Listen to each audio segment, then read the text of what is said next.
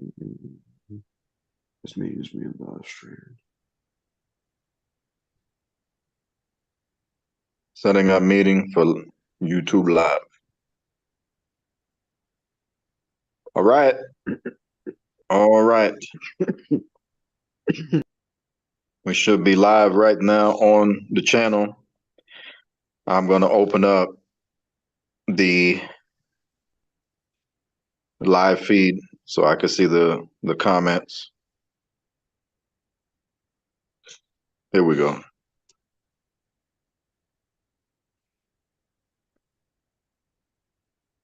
We are live indeed. I had to pause it because I don't like to hear myself talking twice, but we are live indeed. We got, all right, folks gathering up in the comment section. We are live for the City of Impact episode 3. This one's going to be an interesting one. There's a lot to cover, so I'm going to get right to it. But I want to go ahead and thank everybody that's here. I want to go ahead and mention that obviously I made a boo boo. Some stuff came up, and this went on a little later than it was supposed to. But at least we're here. At least we're live, and we are ready to go. So I want to thank specifically Nix, Jada Nix, for making the extra effort from his time to be able to be here to join you guys. So definitely show him a lot of love whenever you guys get to listen to this. And I also want to show some love to his other two compadres in the three-way deadlock, being Mr. Amazing and of course Marcus Holloway. Now, like I said, there's a lot to get to, so I'll go ahead and welcome all these guys to the city. We're ready to go and share this post rolling. So, City of Impact episode 3. I want to professionally and formally introduce the three-way deadlock, being, um, of course, the iconic, legendary Mr. Amazing, who, if he's not here, will join us momentarily on the show. Also, the walk Metamorphosis, Marcus Holloway, and of course your JTVC Division champion, Jada Nix, all here ready to go for you, ready to take on not just you got some dates and I got some matches. I want to have some fun. Yes, Marcus sir. Nix. All right. All right. So um last time on the last episode of City of Impact, we had AJ come in here and AJ had his he had his moments. You know, we talked about some of his matches, and he's accomplished a lot since he's come in. But this is not his episode. This is the Three-Way Deadlocks episode. So, but in that episode, I also talked to him about some of his upbringing. So, me getting the opportunity to really just dive into nostalgia with all three of you guys and have fun, assuming Amazing is going to pop up or is listening. If not, at least I got the two-way deadlock. I would like to just get insight from you guys, um, whoever, whichever one of you can hear me, on your upbringing as far as getting into this CAW world. AJ talks about, I think he said he came in, I think it was Here Comes the Pain, if I'm not mistaken. For me, it was WWF Warzone. How did you guys come into the CAW world of wrestling? How did it start? Which game did it start with? You want to go first, Marcus? Uh, for me, it was probably around SVR 11, WW 12. I started Mm-mm. playing the wrestling games at like what? Here Comes the Pain, WrestleMania 19, because they dropped the same year. That's when I started playing, but I didn't get into CAW till SVR 11, WW 12. Okay. How was just a few brief insights on how that all went for you?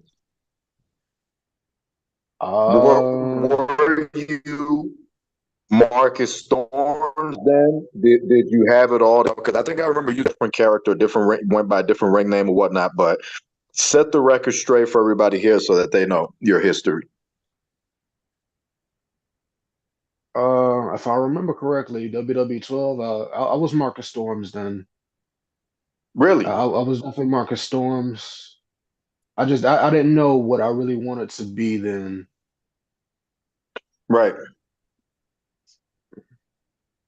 But you still had But it figured out in your head that you. How did you come up? How did you figure out Marcus Storms at that time? How did that come together? so the name Marcus Storms, and we could say this is like what this is out of character.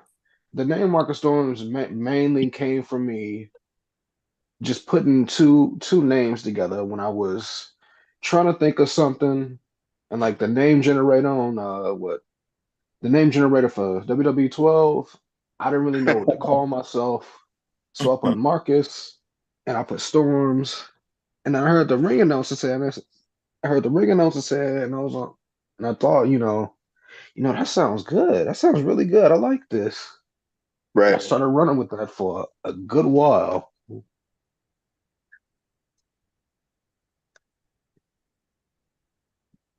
Okay. So Marcus Storms, from my understanding, I'm sounding real robotic. If I'm still sounding robotic, I apologize about that. But You clear as now. long You as you, clear now. okay, You cool. good now? So, all right. So I don't remember having a conversation with you in which you ever hit me with the Marcus Storms coming up as a generator. But I will say that generating names on 2K is something that it really does come in handy when you're not sure which direction you want to go in, at least to start your career, because when you get into this industry, I think the game plan should always be to try to upgrade yourself to the best, max yourself out to the best version of yourself. And I think Marcus is at a stage where he's just killing it right now versus what Marcus Storms was at the beginning when he was learning the ropes, taking those baby steps. And I was looking at your data and the history of JTV, and it took you a while to get to Mega Rush. I remember you just doing the Skull Brotherhood thing, and then instantly you were just a sensation overnight. It didn't work like that. You paid your dues, you worked hard, and that's what this promotion has always been about. So it's interesting. So it's going to be a lot of things that we're going to go into. But before we continue with you, let me jump to Nick's and let me get yours, Nick's. Let me get your side. So I'm similar to Nero. I mean Marcus. I'm sorry. I knew him by his action. I knew him by another name. My bad. You're Uh, fired. so so I started similar to him. Here Comes the Pain, WrestleMania, but I didn't start as CAW. I didn't really get too heavy into CAW Yeah. until like to SmackDown versus Raw 2011. With ECW and shit on there. Yeah. But I was still kind of like by myself in a way. Like I didn't know anybody. It wasn't even, this was before leagues was a thing. I was just in my own backyard making my own shit, Yeah. stuff like that. So it's like, I used to go by a name, similar to the name generator. I used to go by my old name, which is MK Rose. Yeah, MK. Yep, MK Rose was my original name, and I used to be quiet back then. I remember. We're gonna talk about that. Yeah, if I were to show you a picture, you would be like, whoa, whoa, whoa, whoa, damn. He was white. He's a white man. I said it. You was a light bulb in your first match. We're Oh gonna talk yeah, about it. so definitely gonna talk about that tonight. But yeah, it's like I had a skin condition. I had a really nasty skin condition, and it's like I'm not No pun ashamed. intended, Sammy Sosa. I was ashamed of it, but it's what it is, what it is. So I Yeah. started off following people. I actually, little to you know or not, my inspiration of how I became to be was inspired by the charismatic enigma, Jeff Hardy. I used to Oh. make the armbands and the long black pants with the shoes, coming out with his dance and shit. Like, that was me. That was MK Rose back then. I literally monitored doing swanton bombs off of ladders and, corner top ropes and shit like that. So I was like, I was living my best Jeff Hardy moments. You realize you set yourself up by putting it out there, huh? MK Rose, now they're going to run with that. Yeah, I Now know. they're going to run with that. AJ or somebody's going to, you're not going to see the end of it. MK Oh, I Rose know. confirmed that. I know. And it's like I knew coming on to the talk shows, like there was gonna be a lot of stuff that people didn't know about me was going to come to the light, and that was Yeah. my original stage name, MK Rose. So, I started off. I had a friend. Who I used to run back. We used to do, before I met, Mr. Amazing Marcus? and Marcus. And Before I met before I, met Marcus and Mr. Amazing. I used to run with a guy known as Dijon. He was known as the Black. He was known as the Black Hulk. We used to, ride together. Used to do indie shows back then. He was the powerhouse of the group. I was just the extremist. I was a cruiserweight. Didn't have all this weight that I have now. So, Right. it was me and him. We hit the road together, performed, and we lost touch with each other along the way. He got caught up in some stuff, went down for some things that, later on we just lost touch. I haven't heard from him since. Damn, that's unfortunate. Yeah. So, yeah, so it was always me and him. I lived my best moments, really, really got heavily inspired.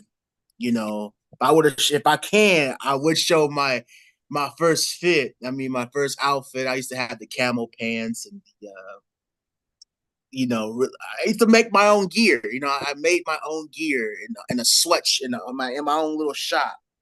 Just making shit. Thought it was cool. Before we have now. So yeah, that's how I religiously started. I had the hair all white boy hairstyle and a white boy hairstyle, a bowl cut, a bowl cut. With the A bowl cut, bangs. brother. Yeah, with the A bowl cut. bangs. Yeah, With the bangs. I had the bangs, Marcus. I had the bangs. The bangs. Yeah, yeah. Sunglasses and all. All right. What? Are you here with us, Amazing? You bet, brother. Mm-hmm. All right. Let's keep on having fun. Let's get I like what Nix is saying, but I don't want to run things too long. He likes to talk a long time, so let's You talk too much. let me give chill out. Let me give the microphone to Amazing real quick, and let me recite that question. Just briefly tell us. I mean, I could probably answer this question for you since I know you when you was in diapers, but I mean, just tell the people, me and Lowrider, just tell the people, take them back in time to how it started for you. Which game did it start with getting into CAW? How it all started for Mr. Amazing before you got a little cryptic. No pun intended. Wait, huh? But all right. So Right. for me, like many superstars, it was Here Comes the Pain. Mm-mm. Where I started with CAW, that was back. I was I want to say 2011 when I joined the GTDs. So you guys got a lot of things in common because you all started out around 2011. Yep. Mm-hmm. Yeah. That's when I officially wanted more. Yeah. It's more than indies. I wanted the extreme. I wanted to fight in the Coliseums. I wanted to fight the best of the best. Yeah. So I came home. Mm. And, a lot happened with that, Yeah. But I ended up back home, like I said. I definitely had to. I wanted to branch out, but into my Ain't no grudges. Ain't no grudges. Me and him talk and everything. I've done intros for him. Ain't no grudges. We're cool. Everything is cool. You know, different time, different place. You know, sometimes in wrestling, that's just how it is. You know. Yep, you're right. So yeah, honestly, and as you guys know, my brothers know, I started off wrestling in the backyards. We used to wrestle Yeah. at a park. And we didn't, it was free shows, obviously. We can't charge people. Well, you know, I could do anything, Mr. Amazing. But, you know, I didn't want to charge people for coming to the park and watching us. We used to slam each other off the slides, jump off the monkey bars, do all that type of stuff. Fight random people that came to the park that wanted to challenge us. We called the show TRO. And, you know, going into the indies, they love when you say you used to be a wrestler in the yard. They love hearing that. They like to test Right. Yep. I believe you. And I went to a wrestling school called Fort Knox, Pennsylvania. Yeah, Rob Noxious is actually in the Hall of Fame in the Indies. So we recently got in there a few years ago, and for that, the fact that happened is amazing because he's a really big part of who I am today and why I turned into that chameleon. Why I like to adapt to different environments. Like I like to go for the submission game, the extreme game, the high flying game, the technical, the powerhouse. All because of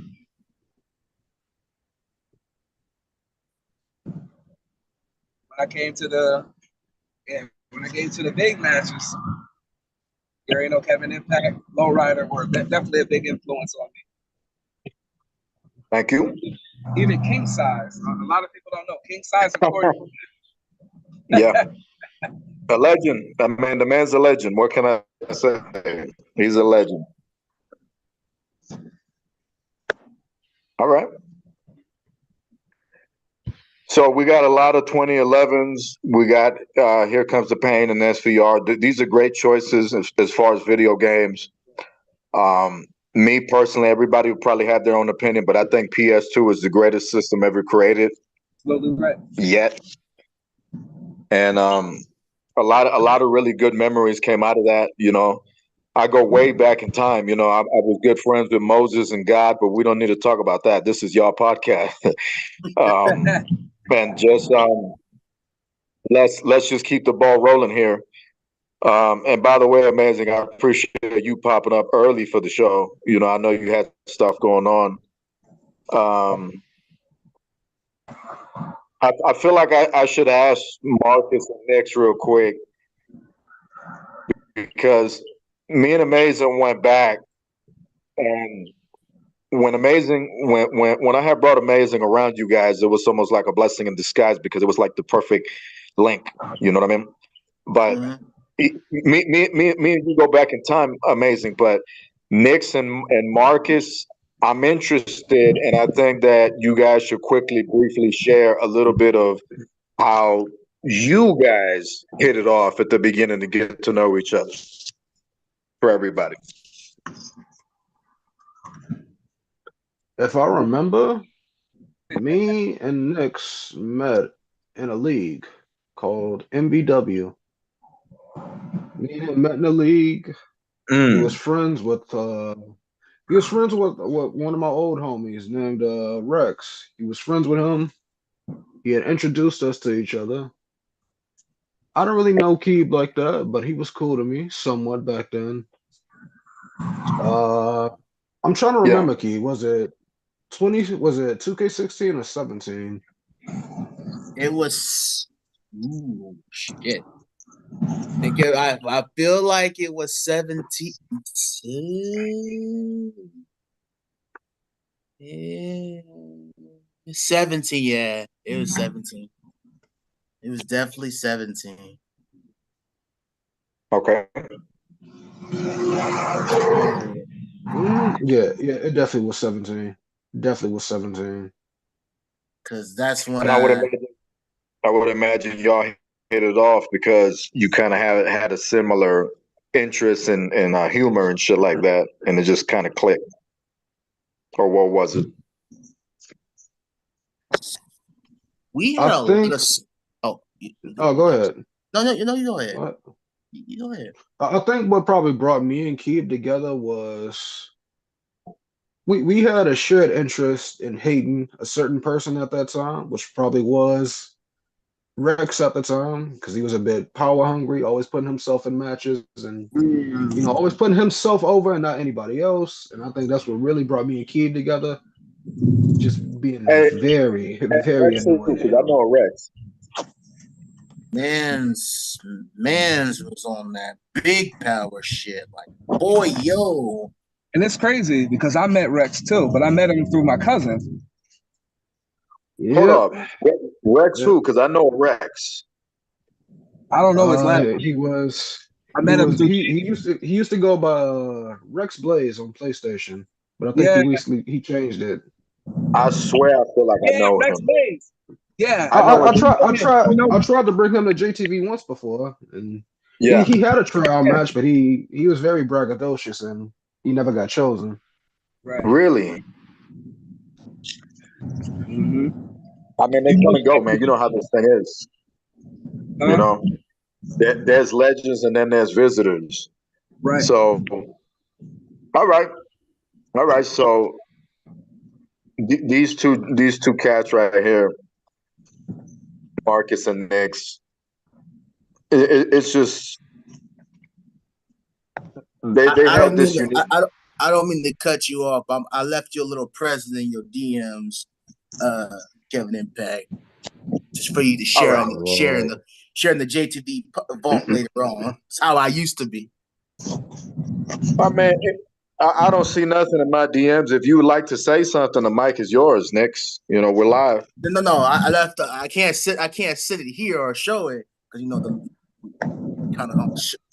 But it's something that it's an idea. It's an idea that I left. It's how I was in the beginning. Well, you gotta. I don't know if it's still sending to me, but I haven't received anything yet. Oh, it popped up. Okay. All right. Chill out. All right. Chill out, bro. Chill out. Look at this shit. He sent me a video. I might be able to show this on the screen. If you can, you can. Just go right ahead. I might be able to show this on the screen, but I don't want to show your inbox. So you can. I mean, you don't. You just show the video. That's all I. Let's see if I can show this video to y'all what he sent me. We have the technology here. Let's see. Let me make sure that I can go back to it. I can. All right. Let's see. All right. What the hell? That's Mr. Amazing. How the hell did I do that? Oh, okay. Chill out, yo. That outfit kind of looking fire though. Hold up. All right. I'm gonna show my screen real quick.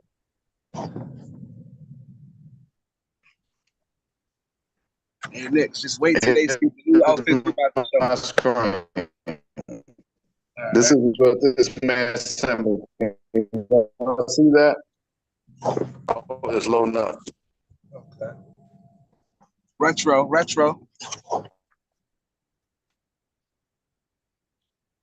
Mm-mm.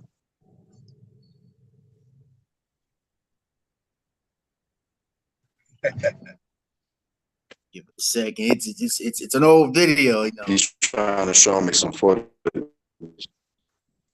Oh no, it's not. It's freezing up. Back to the screen. We're gonna go back to the original screen. All right, so we'll post it up. So let's keep on going. All right, so let me go to you, Marcus. By the way, are you feeling all right? Hopefully that metamorphosis ain't kicking in. What about you, Amazing? Hey, bless. Are y'all with me? Yeah, I'm here. Just got a Yeah. little freeze a little Y'all bit. hear me? Yep, we can hear you. Yeah. Okay. All right. So I want to go to Marcus Calloway real quick. You came to JTV Wrestling. You made your debut October 22nd, 2016. Opponent when you came to JTV Wrestling. He had handed you defeat the first time. I think he was going by Kevon James at the time or whatnot. He changed a few names. When you came into JTV the first time, is JTV Wrestling. Let's go with that. That was Next Gen episode 7. You made your debut in JTV. You took on Troy Jackson. That was October 22nd, 2016. What led you to JTV Wrestling at I that think time? what led me to JTV was me really wanting to branch out and become more involved in the CAW world because I had never been on a show that was on YouTube, and I was looking Right, for that for some years. And what really right. got me into stuff like this was watching FAM. They really got me Mm. into wanting to join the CAW world. And it took me a while to find a show that was on YouTube. And I finally found JTV. I found JTV and what was it? The PlayStation communities when they were still around before they got shut down. I remember. Found, Yeah. found a PlayStation community page and asked to join, and from that's how it goes from there.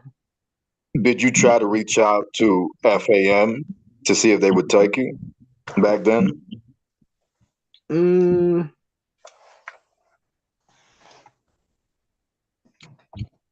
I'm trying to think. I mean, because it Oh, drew inspiration for you to get into something like this. But I was just curious if you ever made an attempt to reach out to them, because I've known about FAM for a long time. I thought they did fantastic highlight reel shows and whatnot, but FAM compared to JTV, there's two different machines. I feel like FAM plays more like a seasonal Netflix show, and JTV Wrestling was just different. I mean, we're deep into the whole dense timing when it comes to putting shows out, because we have a variation of times where we do different things, but with FAM, I remember FAM putting out just a big show like every year kind of thing, or close to every year. That's how I remember FAM. And one person from FAM that I wanted to sign to JTV Wrestling was Nick Burchill. I thought Nick Burchill was just a Wow. nice looking, flamboyant type of talented guy. But the thing about him is that I mean, you guys know how I am. I don't like the copy and paste philosophy. And he was one of those guys that Right. he was very creative, very talented, very outspoken, I would say, but he was just, wearing Shawn Michaels' whole attire and stuff like that, and there's some other fat ass pedophile who's CAW who does the same thing, but it was just never. I was just never a big fan of it. I just never liked the concept of copy and paste. It was cute back in the day when we were starting, and I was copying Shawn Michaels and Bret Hart and whomever. But as time went on, the shit is just sloppy. So, never had any interest in getting involved with FAM. I just always respected what they've done for the industry, just like any other major promotion that has laid down the foundation for what CAW was. We have to look at our predecessors from back in the day, because there's people that have been doing this shit before we came around. Way back in Here Comes the Pain. As soon as YouTube came out, it's a weird thing. I remember YouTube being around in 2003, and that's not to be, because YouTube came out in like probably mid to late 2016, 2006. You know what I mean? So it's very weird for me, because I would swear to you that I was on YouTube in like 03, 04 watching videos. But now that I think about it, it had to have been Daily Motion. I remember seeing videos videos, bro, but it had to have been Daily Motion. It's one of those Mandela effects, you know. So you get in the pro wrestling circuit, you get into JTV, you're learning your ropes. Episode 7 doesn't work out the way you want as Marcus Storms, but you go to episode 8, Next Gen, December 30th, 2016. You're handed another loss, and I got to ask you about the match. Marcus Storms versus Chris Vega. Do you remember the match? Do you remember the guy? What's your take on Chris Vega if you remember the guy? He had that pop-up super kick. I remember Vega. I don't remember ever having a 1v1 match with him. Only match I ever remember having with him was a tag team match with me and Hudson versus him and Draskell. Right. That's probably the only thing I remember about Vega. I came Other across than that that, match. I don't remember anything. Well, do you have any perspective on him? I mean, he wasn't around that long to really have a perspective. He had a few matches and he was out and about. So no, because I never really got a chance to know him. yeah, Never talked to him, never got a chance to know him. yeah, Probably worked a couple matches with him, but that was about it. that was it. Yeah, that's true. Me personally, I liked his pop-up super kick. I think he had some potential in Next Gen to be somebody. He kind of just branched off. I'll just put it that way. We're not here to really bury anybody. Just a fun conversation. But I think he could have been something really, really special if he would have gave himself more of an opportunity to enjoy more, put more time into it. So moving on to the next one. This one might spark up some memories for you. Maybe, I don't know.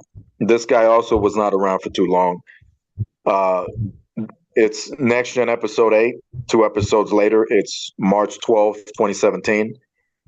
And he had put you down by submission. This is Marcus Storm versus America Man. Do you remember the guy, and what's your take on him?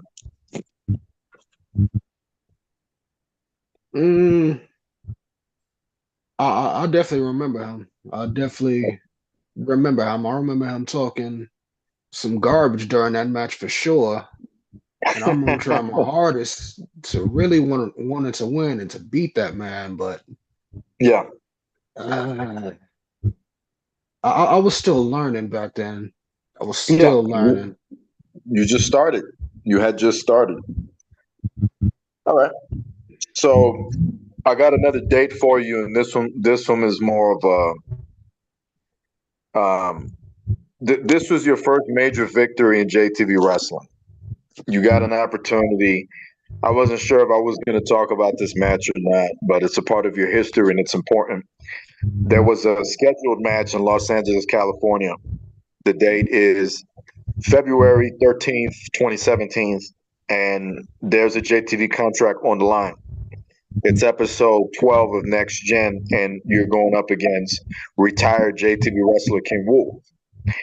And you defeated King Wolf that night to win your JTV contract after several months of being around and trying to get into the promotion. After, upon making your debut in October of 16, you hung around for a bit and finally got your official contract on that date. On February 13th of 2017, you defeated King Wolf. Do you remember anything about the match, and what's your take on King Wolf as a performer in JTV Pro Wrestling? I remember. I think I damn near remember that entire match. I even remember what you told me after that match. I just remember going into that match, I needed to win, and I was going to do whatever I needed to do to win. Yes, sir. He was barely selling. I was doing what I needed to do to hopefully come out with a victory. Yeah. And I think I was just really excited after winning that match. Because after that match, you told me, hey, you did good in that match. You just spammed the shit out of him. Spammed the shit out of him.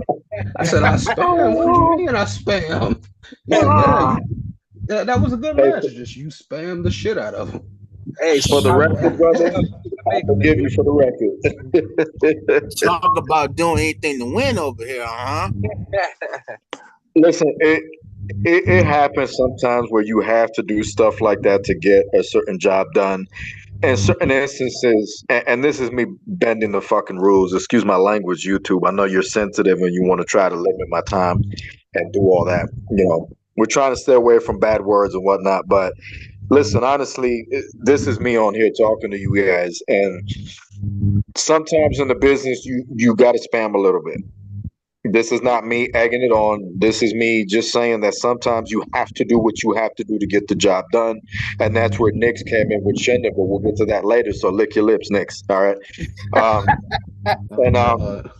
Marcus did what he had to do to win. It should be explained, and it is going to be said that when Marcus went down to Troy Jackson at the beginning of his debut, Marcus didn't really lose. At that time, JTV was still simulated. Okay, creative decision was that Troy Jackson. Oh, I guess I got ghosts near me. Something touched my leg, and there's nothing there. Okay. Anyways, creative decided that Marcus was not going to go over. It was his debut match. I don't remember why Troy Jackson was going over or what I saw in him, but I made the decision to put Troy Jackson over. So let's put that out there. That's probably the reason why Marcus doesn't remember a lot of these matches, because it was a simulated situation until JTV really went full-blown PvP. Because in 16, 17, it was a simulated environment. So let's put that out there. But on Next Gen 14th, July 9th, 2017, Marcus returned and defeated Troy Jackson in the rematch. Hey. That's Next Gen 14 for whoever wants to check it out. I'm going to give Marcus the opportunity to see if he wants to say anything about that, if he remembers anything about that. If not, we will move on. Marcus? I think the only thing I remember about that match is do what you got to do to win, because Troy, like all his matches, he just came out the gate swinging, highly aggressive, barely can reverse anything. I just did what I had to do to win. I barely won that match. I know that for sure. I barely won that match, but I got by somehow. Well, I mean, when you pay your dues, you are owed.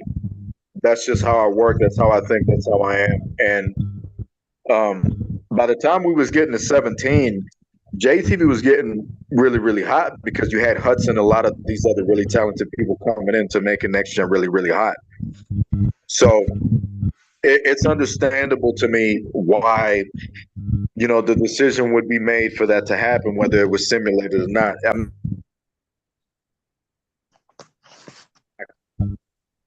And I turn my attention now to another iconic date that involves you and Mr. This is when Mr. Amazing starts to come into the conversation. So we move to another date, and the date is July 21st of 2017, the iconic JTV Mega Rush 100th episode. And on this particular show, it was very, very special because I had made a phone call, you can say, to the then iconic Mr. Amazing. Mr. Amazing at that time had his niche. Yeah, he had his time in JTV. He came into the territory in 2012. He got an opportunity to meet Lowrider. He got an opportunity to win the JTV Tag Team Championship belts with his cousin Jaden, and somebody else that was a part of that faction. And it was a really cool trio back at that time. And Mr. Amazing was still sporting "It's late at night, he's at my window," So I was a very big fan of all that, and I noticed how talented he was. And he just had the time of his life pissing me off by doing the Randy Orton pose and shit, and doing the super kick and the RKO. And one of my favorite moves of Mr. Amazing that I like, that I just thought was so goddamn disrespectful, that I love, is this mother effer would super kick someone in the back of their head. And I just thought that was so edgy. I can remember him doing it to me. I remember him doing it to Lowrider. I remember him doing it to a bunch of people. I remember a house show we did where it was me and Lowrider against him and Jay Rio, and they just beat the shit out of us. And this bastard was just super kicking me and Lowrider in the back of the head the entire time. And I'm like, come on, man, you know. And it was bad, you know. It was bad for us, and so Amazing had his time in JTV. It's not like he wasn't like a rookie or anything, you know. But he had stepped away for a little bit, and then by the time we got to 2017, it had been a few years. Yep. Mr. Amazing had matured. He had grown. He had gone through different things. He was studying different things, you know. And I just got to a point where I remember him, but I had to really think a long time. How am I going to be able to find Mr. Amazing? It's almost like what Ken was doing. Ken Masters was doing with Ryu in the second Street Fighter movie. He was looking for him. For those that have seen the animated film, a lot of the movie, Ken is looking for Ryu. Right. How I looked at it between me and him, I'm trying to find him, but where do I find him? And then I started thinking, yo, what is his gamer tag? And I'm like, wait a minute.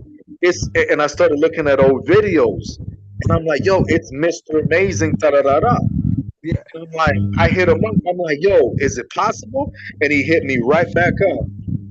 You know, and this jackass gave me the biggest attitude in the world. At the beginning, and I had said something derogatory to him. Some time had passed, and that was before that, by the way. But some time had passed, and by the time I reached out for Mega Rush 100, it was game. Oh yeah, it was game. Oh, but yeah. the thing is, at that time, Mr. Amazing had been in a simulated mindset and environment because he had been in EWWE for the longest time. Well, not for the longest time, but in 2012, he had went over there. They had a YouTube deal. I did not. So I can't sit there and blame Mr. Amazing for going where the money was at because I didn't have a TV deal. Okay, we had a community creations deal. Mr. Amazing had a YouTube deal contract sitting on his lap. EWWE came along and said, I have this. And he did what he had to do to advance his career. I don't hold no grudges on him. Ray Geddes did the same thing. Ray Geddes did it in a different way than Mr. Amazing did it, but that's besides the point. Right. Now, when time passed, I thought that it would be appropriate and it would be safe to bring Mr. Amazing back to JTV.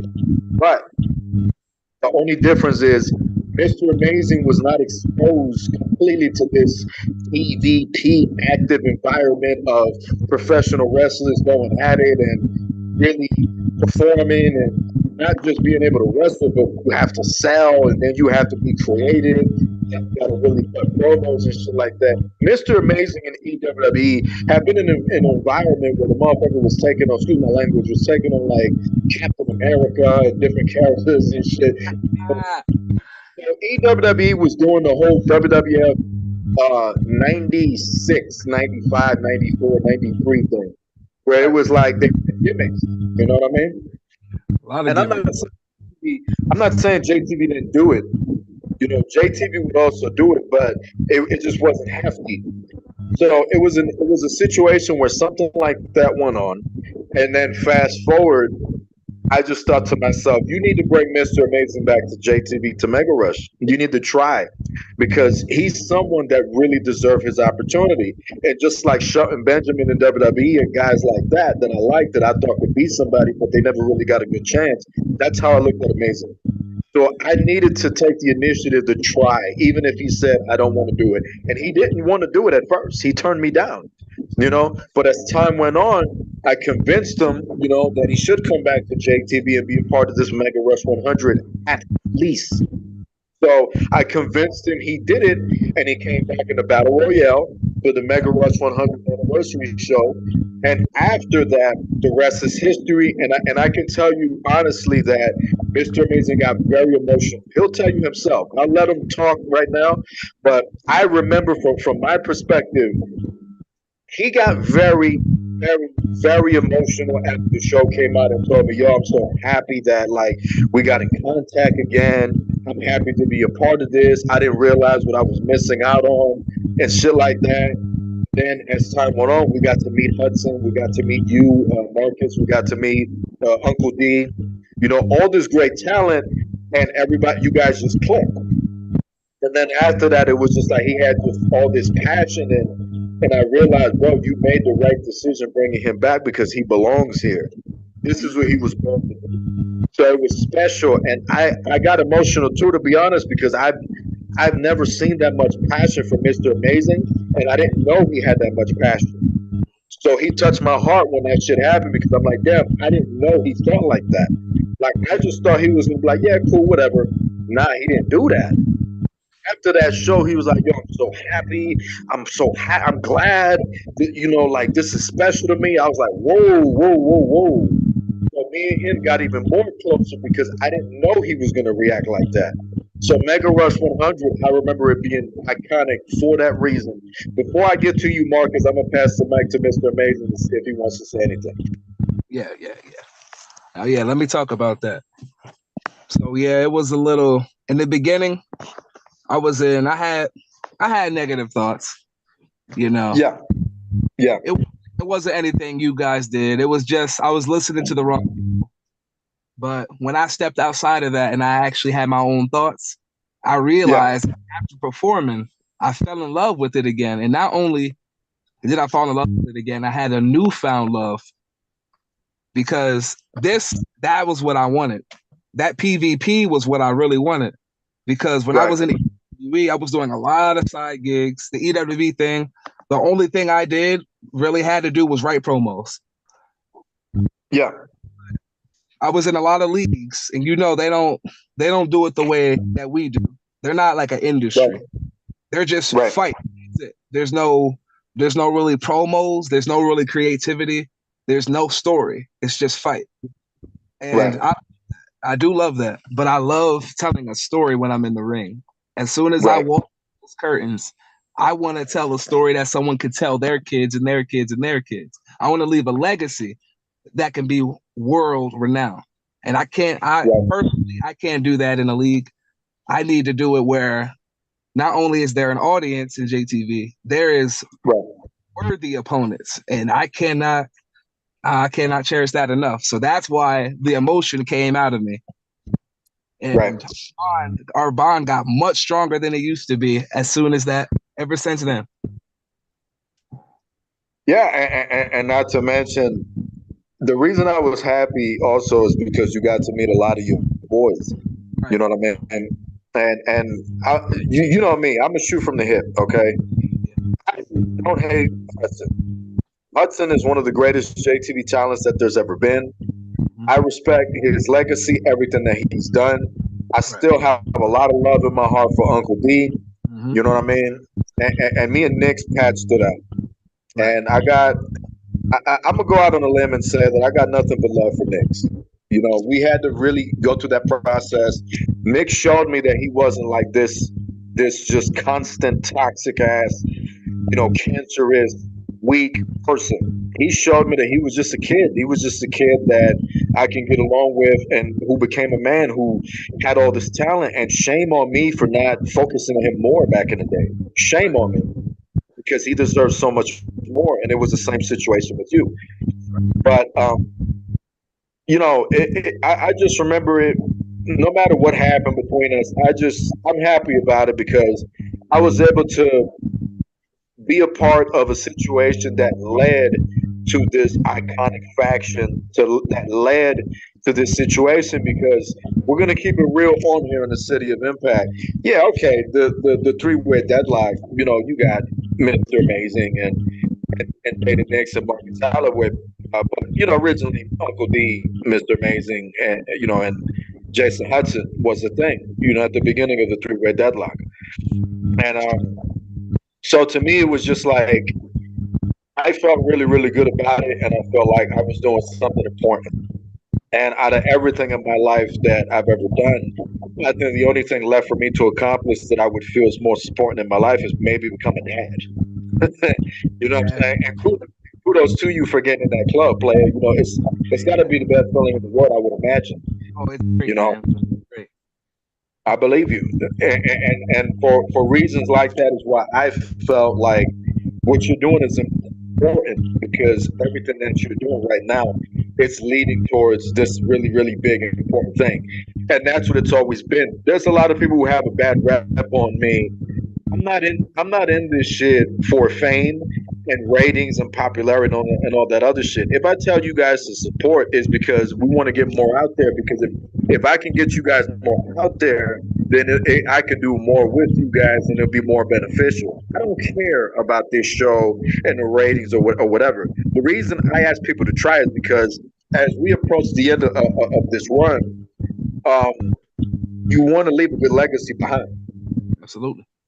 This promotion and JTV was never about power and all this other shit that some people want, some promoters in this industry. This shit has always been about just making history and how do you want to be remembered? That's it. That's what it's been about. And you guys are sitting here talking to somebody like me as pronoun legends, found legend in the making. Each and every one of you have a guaranteed spot in the Hall of Fame so long as you don't turn up to be a horrible human being in the end. You know what I mean? Because that's really what it's all about, you know? So continuing, I feel like Mega Rush 100 was important because it led to that. It led to a lot of that. And, you know, I'm happy about it, man. I'm proud of it. I'm glad it happened the way that it happened. And if I can go back and change anything, I would not. Because everything worked out the way it should work out. But let me switch back to Walking Metamorphosis. Is he with us? Walking Metamorphosis, are you there? Brother Holloway. I think he must have stepped out. Are you here, Marcus? I think he must have stepped out. Okay. Well, I need Marcus. I need Marcus to get back when he gets a chance. But yeah, I think that Mega Rush 100 was probably the beginning of like a new age. It was something new that it took us into the transition of the JTV simulated world to the JTV PvP world. Because if y'all remember, at that time we was transitioning and we was going into a PvP route. Mm-hmm. Yeah, I remember that. Hudson was like B Division champion. Nix came into the picture. He had the whole mask. Mr. Amazing was red hot. Corey was doing his thing. Uncle was doing his thing. Like, it was just so much passion. You know what I mean? We had a lot of guys that were there, like really proving themselves, and we was making a lot of noise. And so I think it was a very important time after Mega Rush 100 to be able to transition into that phase and to take us into like almost like a new modern PvP age. You know, it almost like what the WWF was in the 80s transition into the 90s. In the 80s, you had the WWF Golden Era. You had your Hulk Hogan's, Andre the Giant, Jake the Snakes, all these great talents. But when you went into like the early 90s, into the mid 90s, you had like this new WWF generation where you had like the 1-2-3 Kid and Razor Ramon and Shawn Michaels and whatnot, you know, and it was like the new age, and they were doing stuff that you didn't really see top guys doing, because in the 80s you had heavyweights, you had your Hulk Hogan's that were pushing 360, Road Warrior, Animal, all these guys. And then you transition into a phase where like the WWF World Champion was like 225. Yeah. They would never allow that, bro. They would never allow for you to be the WWF World Champion. You would have to be like 300, 360, close to 400, because you had to be the World Heavyweight Champion. You know. Now it's so and projectedly accepted in wrestling companies that the World Heavyweight Champion can even be maybe 125 pounds. It can happen. It literally can happen. Evan Bourne, if Vince McMahon wasn't a piece of garbage that he is, Evan Bourne could have He's been the WWE World Champion if he would have yeah, stood in he the was on company. fire. You know what I mean? So Oh yeah. Evan Bourne was fired. I'm a big fan of Evan Bourne to this day. Matt Sydal. You know, he had the tools to make it in the business. I remember Matt Sydal being DLC for SVR09 and just being a big fan of him being in and just great times. And this is I knew Lowrider, but it was just different times. And you've been cooking since here comes the pain. So you've been around a Yeah. while before you came to JTV. Right. You here, Marcus? Nah, he's still not there. I'm here. Oh wait, I'm there here. he is. Okay. I'm here. Yeah, I wanted to ask you, Marcus, because we talked about Amazing, and I wanted to ask you. We talked about Mega Rush 100, and obviously this is a touchy subject for you, but Mega Rush 100 was again July 9th, 2017. Oh, excuse me, I'm wrong. It was July 21st, 2017. Amazing came back in the Battle Royale that night, but you was also competing in the Battle Royale, and this man ripped me for years over this, but Andy Newsom. Andy Newsom had taken this man over the top rope and took him out the Battle Royal. Mr. Amazing, excuse me, Marcus never let it go. And it was so personal that it was long-term storytelling because on the previous Mega Rush, when we was in Las Vegas, Nevada, he got Andy Newsom back and the Newsom Club, okay, for what he did to him. And if you notice, you know, for the inside joke screaming type of people like me, he knocked this man over the top rope when he beat his ass. Now, I understand it was personal, Marcus, but I say don't pass me the mic. I'm passing you the mic. Tell us all about that and your take on it. Man, all I got to say about that is screw Andy Newsom, man. Because that man stiffed me. I just Damn. wanted That was to in your compete in the hometown, match. Marcus. That was in In Indianapolis. my hometown, Mega Rush 100. My first, well, yeah, it was my first time on Mega Rush. I didn't have a Mega Rush contract back then, but it was still my Yeah, he's first right. time as a special appearance. That was his And I debut. was happy. I was Yep. happy, just trying to eliminate somebody.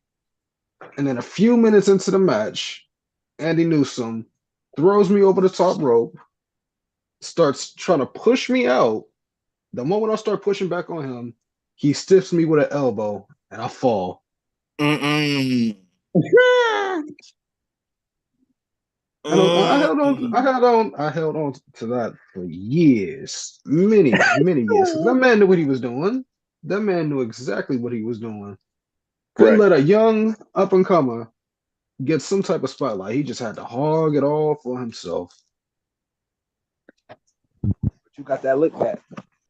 Oh yeah. I mean, Oh those yeah. those AI guys are pretty dangerous. You know, if you don't believe me, just there's that other show. Never mind. Anyways, Look, it never got out, but me and Andy Newsom almost got into it backstage. It never got out in the public. Me and him almost got into it backstage after that match. But I take it that somewhere in your heart, y'all have a special place for the Newsom Club, because I do.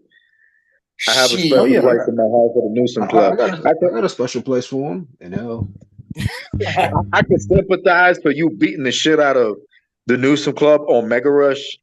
You know what I mean? Their time is past. Your time is now. But, you know, the Newsom Club have done their thing. Newsom Club doesn't go back very far. The Newsom Club actually came around in y'all era. But the thing is, you had Thomas Viper and you had Bullet Time, which was the Team America. They were the tag team champions around 2005. I had a neighbor, a guy that I miss, but I just can't bring him around because of what he did to somebody. A JTV Hall of Famer, in my opinion, and maybe someday I will give him his credit for what he did. Maybe. I'm putting that out there. I'm not going to say that person's name, but somebody that I loved. to this day. I loved him like a brother. And we were in JTV back in the day, and he was, believe it or not, tag team, and this is to this plays to the EWWE thing amazing, but we actually had the Bounty Hunters in JTV Wrestling back in '05 on SBR. We had somebody and Dog the Bounty Hunter tag team. They were world tag team champions, and Thomas and Bullet Time from the Newsom Club were the world tag team champions on Raw, and they had clashed. You know, they had went at it for the belt. They took the belt from them. Whatever. Point is, you know, JTV's had a long history, but Andy Newsom, even him, he goes back to Here Comes the Pain. So Newsom goes back to Here Comes the Pain. Thomas and Bullet Time go back to SVR, and Flash goes back to Shut Your Mouth, bro. He goes all the way back to 2002. Yeah, he goes way back. So they have their history of what they've done. I love the entrance music. I love the logo. The whole brass knuckle thing was made by Low Rider, who came up with the Bullet Club logo. I said Bullet Club. I'm going to hell. The Newsom Club logo. He came up with the brass knuckles that had the spikes on it. And I just always thought it was badass, you know, and he came up with that back in like 17, I think it was, that he came up with that. And I just like, yeah, we're running that. That's amazing. So I thank him for that. But moving back to you guys, Newsom Club, it is what it is. You know, you eventually got the guy back. So history was corrected. So let's go to another date though. Knicks. Yeah. Next Gen 15th. Demont, Iowa. You made your debut. September 19th, 2017, you came to the pro wrestling circuit at JTV and you won your very first match. You didn't have the luck that Marcus had with Creative and that bull right there they call Cutscene. You know, you came into the promotion when it was active PvP, so you actually had the opportunity to compete and wrestle the Funkman Funky Carter, and you defeated him. Coming into the pro wrestling circuit, winning your first match, it almost seemed like a Tiger Woods type of story with you because it was almost like you was born to be a champion, born to win. When you came into the pro wrestling circuit, I'm curious about this. Did Marcus had any influence? How did you come about this? You came here to JTV, you won your first match. How did that happen? Because I think Marcus had something to do with that. Tell us. Well, Marcus Holloway had a lot to do with it. You know, he had a lot to do with me getting my boots off the ground and into what JTV it is nowadays. Right. Because I was still rocking with MPW. He already had left it to go and join JTV. I was still there. And what kind of prompted me into going to JTV and actually, you know, giving them a try is because because it was like one time I was really fighting hard in MPW to get a world heavyweight title shot, and Marcus, you know, hold on, pause. Pause. We're not talking about Ray's MPW. No, we're talking about a different one. You were talking about a different one, MBW. I'm right. MBW. Okay, yeah, for the record, do you remember who's running MBW at that time? Rex. Really? Yes. That's interesting. I fought hard to get a world heavyweight title opportunity because I've been grinding for it. And then it took me, I was there, I won the championship, and I got screwed out of it because, well, there was a lot of fuckery. Yeah, there was politics. I get it. MBW politics. And then along the way, championship. I was only World Heavyweight Championship for like a day, and then it got passed to being vacant because of some politics. And then I was frustrated, angry, mad. I quit. Yeah. I quit. And I went, I was out of a job because then I had no one to work where to work now. Then Marcus out of nowhere said, "Hey, it's been a couple of months since since it's been a year or so since I left MBW. I'm like, hey, how you doing? How you been? He said, I've been good. I've been working on down at this JTV, really Yeah. grinding, getting myself like, oh, what's JTV? He said, it's a well organized, fair, structural, the best company out there to work for. And I'm like, oh, I mean, I long to be in a fair company. He said you should come out and join. And I could talk. I can make a couple calls, and then you can get your shot. I'm like, okay. Yeah. It's like it's better than what we've been getting when we were both in MBW. I'm like, okay, get me in. Right. Going forward to my actual debut, I was nervous. I was like, damn, this is something different. I'm It's like, different. Yeah. this Yeah, I is get it. extremely different. This is nothing compared to what I know. I hear Right. the fans out there roaring, screaming at the top of their lungs, like, because I was the underdog. And Funk Man he's been there for a minute. So I was like, man, I wonder what this Funk Man's gonna be capable of. So I'm like, Funk Man might be just the pressure, like might be just a devastating monster in there. I'm like, and so when I had my entrance, walking out to the crowd, I was like, everybody, the fans were not against me. Well, the fans were against me because I was just new. I mean, crowd wasn't popping. Then when Funk Man came out, the crowd was behind him. I'm like, this man must be something. So I'm in the ring, and it's like Funk Man didn't look like how I would picture it. I'm like, this two-pick dancing clown. This is what y'all this is what y'all cheer for. I'm like, I'm about to put this man down. I'm about to put this man down. So I'm about to put this man down because I have a lot of superior training than this dancing clown of a Funk Man. Like this. So getting Well, that hold on, win. hold on now. I got a lot of love for Fun Man. I'm not gonna let you walk on him like a sidewalk. His name is not. Never mind. At that time, 2017, Hudson had Funk Man running with his Gucci outfits and everything. He was looking good, but Funk Man, he limits himself a lot. He's limited himself for the longest time, but Funk Man is a hardworking guy. I Very just want to put hardworking. that I out give there. him You know what I that mean? respect where respect due, but This story is not that you just buried Funk Man. This story is more like you were determined to be the man. You were yeah, determined to come out here and beat anybody, beat my ass, beat Corey, beat anybody in your way to make it in this promotion. And that's yeah. what you did. And my That's thoughts, damn. the way I was trash talking Funk Man, those were my thoughts.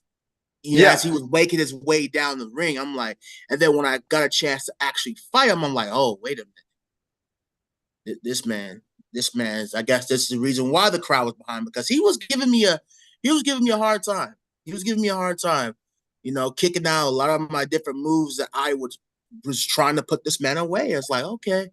So I gotta be creative. So I guess after the end of the match, I was like,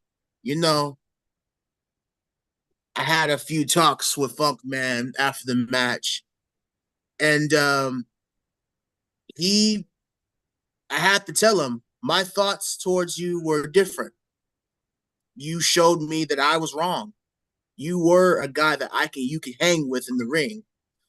So it wasn't an easy match, but damn, Funk Man can really work. I'll give him that. He can really work.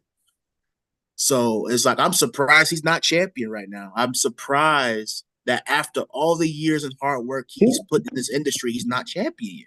He was hardcore champion for a little bit, but the thing about Funk Man is that he's as good as it gets, I guess, with Funk Man. I got a lot of love for him. But the thing about Funk Man is that he's just as good as he comes.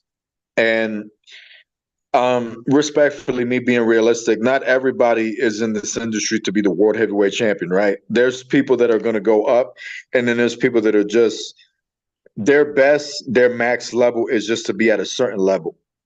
I am not going to sit here and say Funkman can't be the world heavyweight champion, but you know, JTV Wrestling is a promotion in call that it's really not about that bullshit.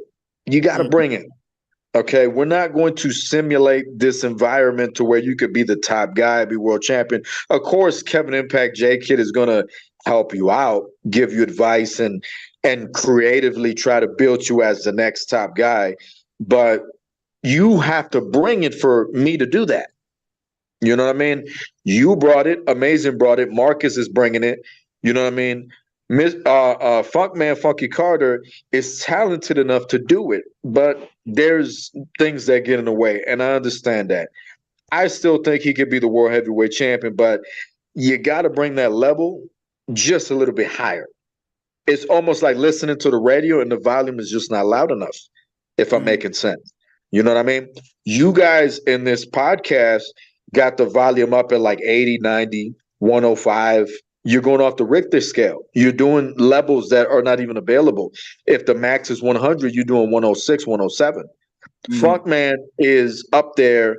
You know, he's pushing. Funkman could be pushing 80, respectfully. He could be pushing 90. He might not just be all entirely there. But Funkman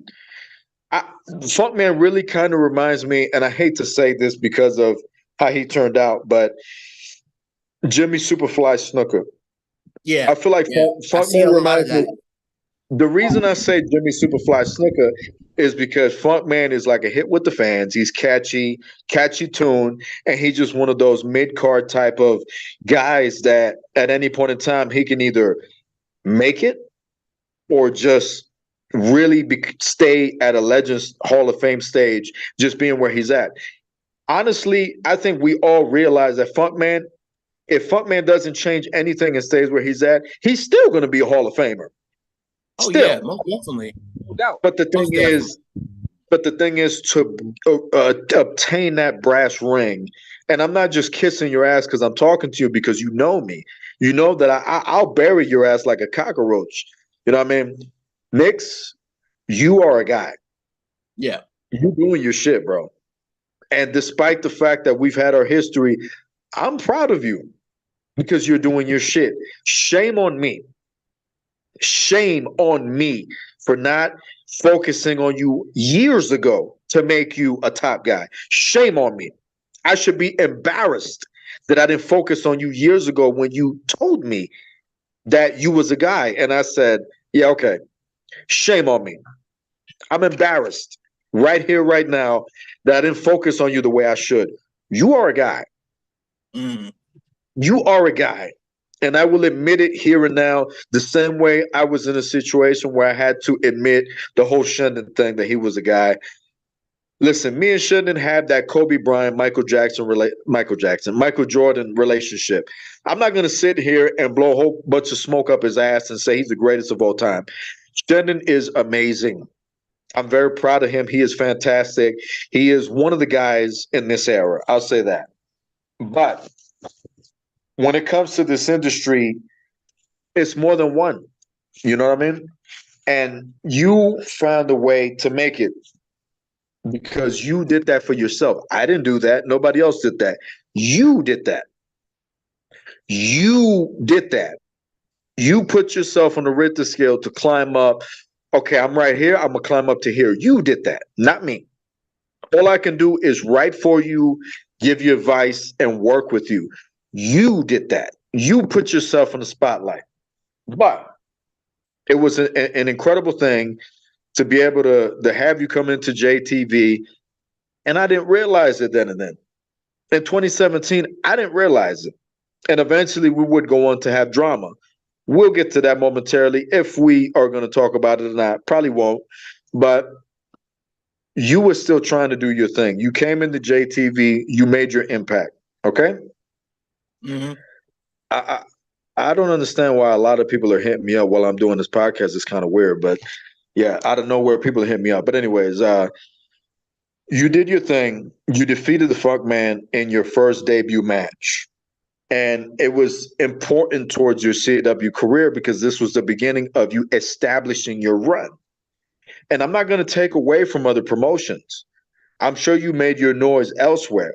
But in JTV Pro Wrestling, the shit that you've been doing recently, and we're going to go back to that, dude, you've been making a lot of noise. Mm-hmm. And it makes me, the reason it makes me feel good is because I love passion and I love CAW. Despite the fact that I've had my history with you, the reason why I'm proud and I'm happy is because I love to see someone who works hard just get what they deserve. And that's what you did. You work hard, you busted your ass for years. I'm trying to watch my language. I got a potty mouth. But you did your shit for the longest time, bro. And you right now you're enjoying what you should have been had. You earned it. And I understand no names. I understand there's people out there who would disagree and feel like maybe you took the easy way out and whatnot. It doesn't matter. You did what you had to do to get on the pedestal. You know what I mean? Still trash. That's his perspective. But I'm going to give you all the credit in the world. Marcus is entitled to his opinion like everybody else. I'm going to give you a lot of credit because you did what you had to do to make your name relevant. But I'm going to move on. I'm going to move on. I'm going to go to Mr. Amazing. Are you with me? Yep, brother. All right, let me hit you with a date. Maybe you'll remember. October 31st, 2017, Pumpkin Night. There was a tag team match. It didn't go your way, but you got the tag team with the All-Star Kid Corey Flash against, at the time, the Skull Brotherhood. You had Nightmare, if y'all remember him, and Jason Hudson. Right. It didn't go your way. Let's do it. What's your take on Hudson as a talent? Oh, for sure. All right. Hudson's a great talent. Yeah. One of the best technical wrestlers that I know. He gives me a run for my money. He always has. And yeah, I definitely think he's good. And I love facing him. I always did. I'm going to say one thing and then I'm going to go to another thing. And I'm not just saying this because I'm egging on a return or nothing like that. Not for me, but I think that guy deserved to give himself better in JTV. I think that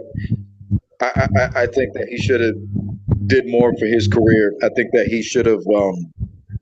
I think that he should still be able to give himself more. You know what I mean?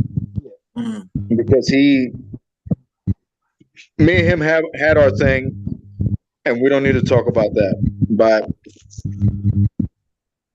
But the thing is, even though me and him had our thing, I still respect his legacy. Right. I think that he should give himself more credit for what he's accomplished and what he should have done. I'm gonna put that out there, and then I'm gonna leave it alone, and then I'm gonna go to Corey. What's your take on Corey? Yeah, as I told you guys earlier, Corey was one of my favorites. He was one of my idols when I first got in here, and he still continues to entertain me. I look at him a little bit different because he's done some questionable things that I don't agree with. Yeah, why is that? Let's go into it. Why is that? What is your take on him? What do you think? I've seen a lot of cowardice from him. The whole Shendon particularly. Yeah. But, you don't mess with. You know how I am about family. Bringing family into things. That's just besides the other cryptic person. That's besides that. Yeah. That's a whole conversation there. But it seems like one thing I like about Corey is he doesn't take shit. Right. Whether running away from you, talking shit from 30 miles away, talking shit from a parking lot.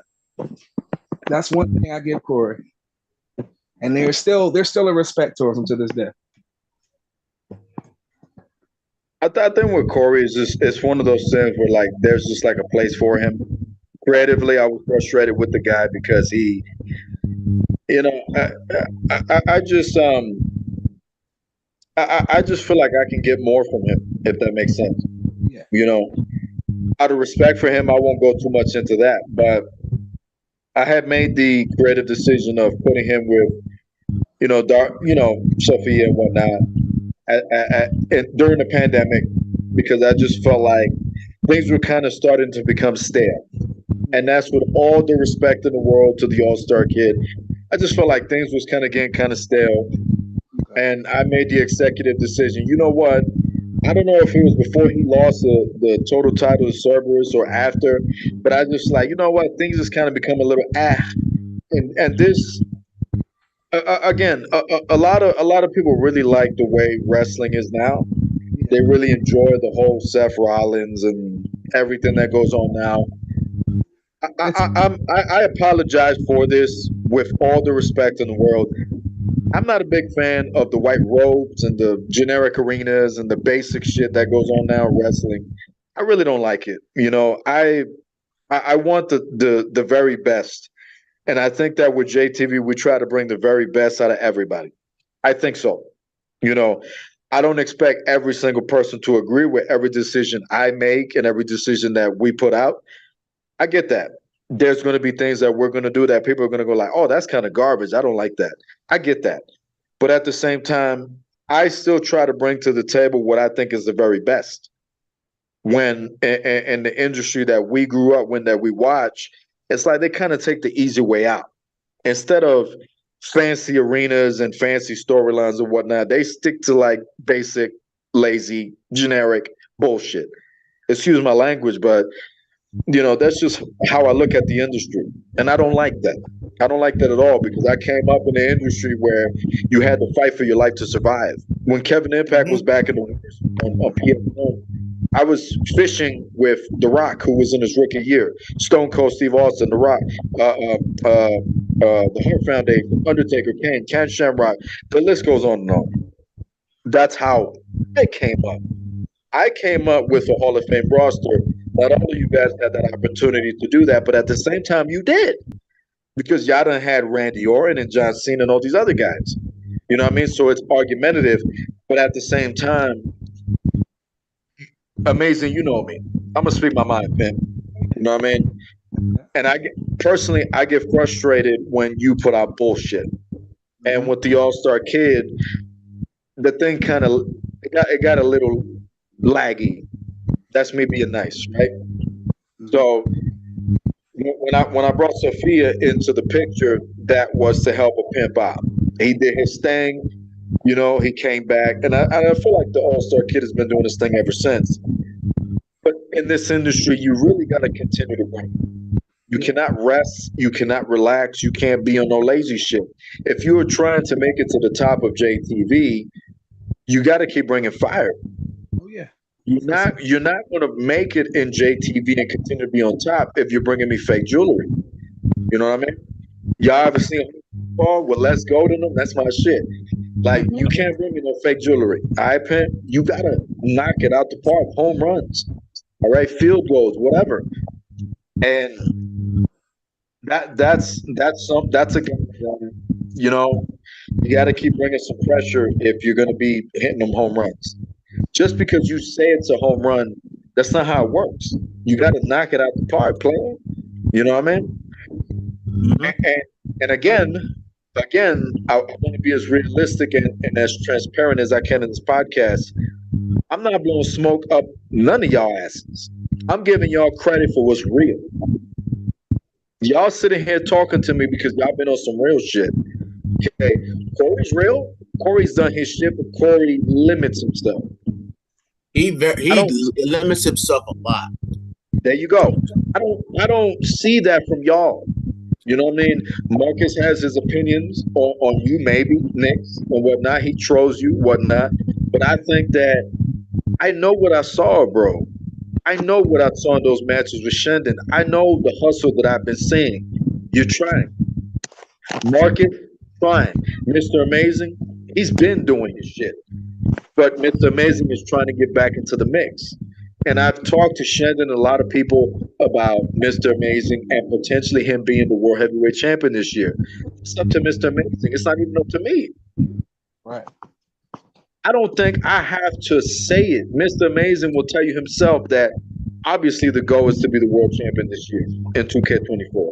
So I don't gotta say nothing. All right. But let me not drag this shit out. Let me continue my thing. Let me keep going on. All right. All right. Mr. Amazing. And this is gonna be a quick one. Yes, sir. Mega Rush 106. The Japan tour, you got an opportunity to work with Yushin Thunder Liger. Your thoughts on Yushin Thunder Liger, if you have any, just by chance. Amazing talent. It was an honor for me to even be in the ring with him. I mean, you beat him, Yeah, you know. and that's an even more amazing thing because I had no experience with anyone like him. So for that, Oh, come on. You've been around a while. It was just an opportunity to work with somebody like that, but you was able to get it done. never been in Japan before. So that was actually my first time. I want to say that was like our first Japan tour. Now that I think about it, First time my entire career, my first time. So that's ironic. I'm happy that I was even a part of JTV's first time because that was my very first time in all my career going to Japan. I definitely would. All right, let me ask you about another one. Okay. December 9th, 2017. Mm. I'm gonna let you have fun with this. Mm. That night, you got an opportunity to go up against NFL. I think he was With the I Ravens? forgot what position his was. I don't know if it was guardman or whatnot, but Bobby Rainey. Yeah. This is presumably VIP's cousin, Yeah. or IRL. Mhm. You know what I mean? Presumably his cousin. Right. Presumably VIP has celebrities in his cousin, in his family. Excuse me. I don't really move to all that because I can tell you, man to man, there's people in JTB who have celebrities as family. Yeah. I can tell you straight up. I know one person that I'm not going to put out there who's has a family member who's in films and pictures.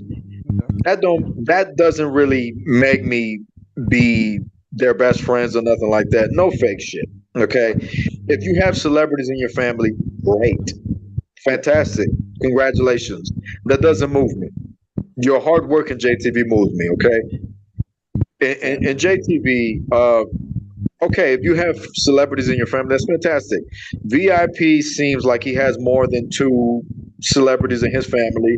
One person that is in VIP's family, I'm a big fan of. I'm a big fan of his movies.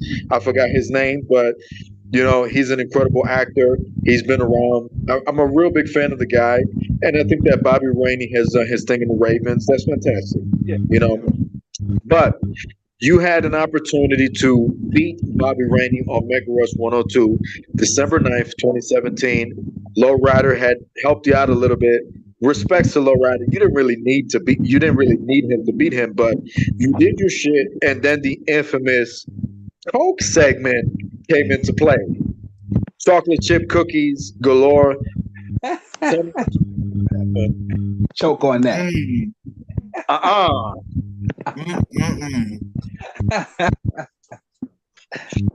Oh man. Yeah, those are some cookies. I don't think he thought so, but hey. Good moment. Very Good moment. That was one of my favorite shows because that Mega Rush, we were Sky Open. Oh, and yeah. we're going to do some more Sky Open shows this year. That's I actually my guarantee favorite. you, but it was just good. I remember you tearing his ass up and telling what it is. And respectfully, I don't want VIP to start contemplating a Johnny franchise jump off the building concept idea, but respectfully, let me put it like this: you don't give dogs chocolate chip cookies. Yeah. Period. Who told you that? Period. Good times. I need to know. Good time. To do that. Let me come at you. Oh, hold on. I don't want to skip. Oh yeah. Let me go at Marcus. So next gen 17, Marcus, December 13th, 2017 is a big day for you. You won the JTV Television Championship title, and you broke Troy Jackson's streak of being the champion. He had been champion for 267 days. Of course, I'm proud of you, but what is your take on that event? How do you feel about it? What do you remember? What's your reaction? I think that match was probably one of my most proudest achievements because Second time you beat him. Second time, Marcus. oh man, I done had like a few matches with him where I just that man done beat me into the ground in all the matches we done had, and Yeah. just finding a way to somehow come back and beat him for the title. It was probably my most proudest achievement because I didn't think I could actually do it with the way he fights, the way he wrestles. Yeah. It just it didn't seem like it would be possible to do. I mean, Right. not dog shit. And you said what? I mean, you're not dog shit. You have to tell Tearing that up. What do you know? What? I don't care what you're eating. Regardless, it's probably my most proudest moment in my career, and I'm happy about it.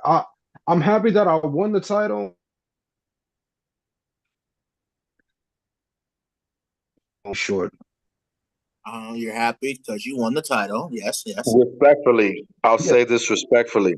You tapped into the whole JTV system and you got a championship. Knicks and I had back and forth. Knicks at the beginning, and we're going through the timeline, but Knicks for the longest time, Knicks was trying to prove himself, and then it got to a point where we had issues. We don't need to talk about that. But I thought Knicks was all right. This is me being real. I thought Knicks was all right at the beginning. I didn't realize how talented the guy was. He'd been around for a little bit, and then it was just like he went away. We're gonna go into that eventually, and we'll go into what happened when he went on. But you, Marcus, had the opportunity to convince me that, like, hey, I should get a belt. You know what I mean? You got to me. You got into the system, and you like, look, I should be the television champion, and you did that, and you was able to take it from someone who is not so easily to beat.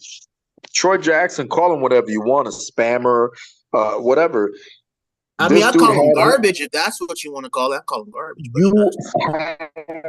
You have the right to call him all of that. But this man had the television championship. Marcus took it from him. All right. I've worked with Troy like maybe twice off TV. He has whooped my ass a lot of the times, but I was able to whoop his ass maybe twice. And I showed him the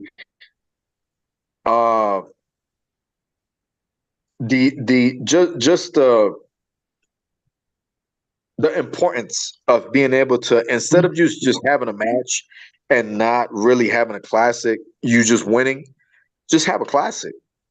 Because I'm like, look, winning matches is great, but it doesn't mean anything if you don't have matches people are talking about. You know what I mean? And I was able to work with him, side headlock, single leg crab. I was able to take the kid down and work with him and slow him down to where it's like, look, if you work a match the right way, it means more rather than you just wrestling somebody, doing five moves, and then you win. You know what I mean? And it's primary just to win. Because if you're just doing just to win, it's not really telling nothing. You want to be remembered by what the work that you do in the ring, not how you just dominate the match. Or at least you should be remembered for what you do in the ring. I feel like it's very, very important because if you have just generic matches, it doesn't mean anything. You know what I mean? Okay, you won matches, whatever. All it leads to is just an undefeated streak or whatnot, or some kind of a streak. So what? Who cares? You know what I mean? If you're having classic wrestling matches to where you feel people feel the emotion, it's different. It's way different. And that's what you guys were going for, you know?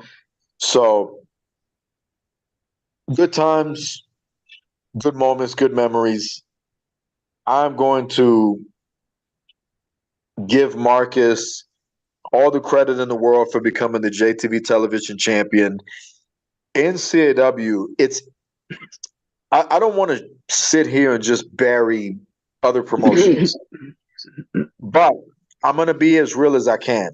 From what I've seen in CAW, it seems like if you're best friends with the owner, you get this and you get that. And like I've seen a lot of promotions, no names, where it's like it seems like, and I'm not just targeting who you may think I'm targeting. I'm talking about worldwide. Okay, I've seen a lot of promotions that if you're best friends with the owner, you get this, you get that. In JTV, you got to earn it. Yeah, Shendon has been my buddy, and we've had back and forth, but that guy has earned his shit. Nix has earned his shit. Marcus, Mr. Amazing, Corey Flash, the list goes on and on. Whatever. And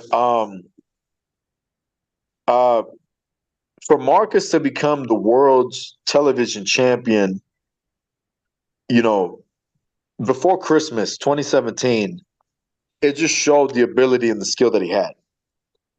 And you got to remember, Mr. Amazing hadn't had a crack at no championship then. You know what I mean? And that's my fault.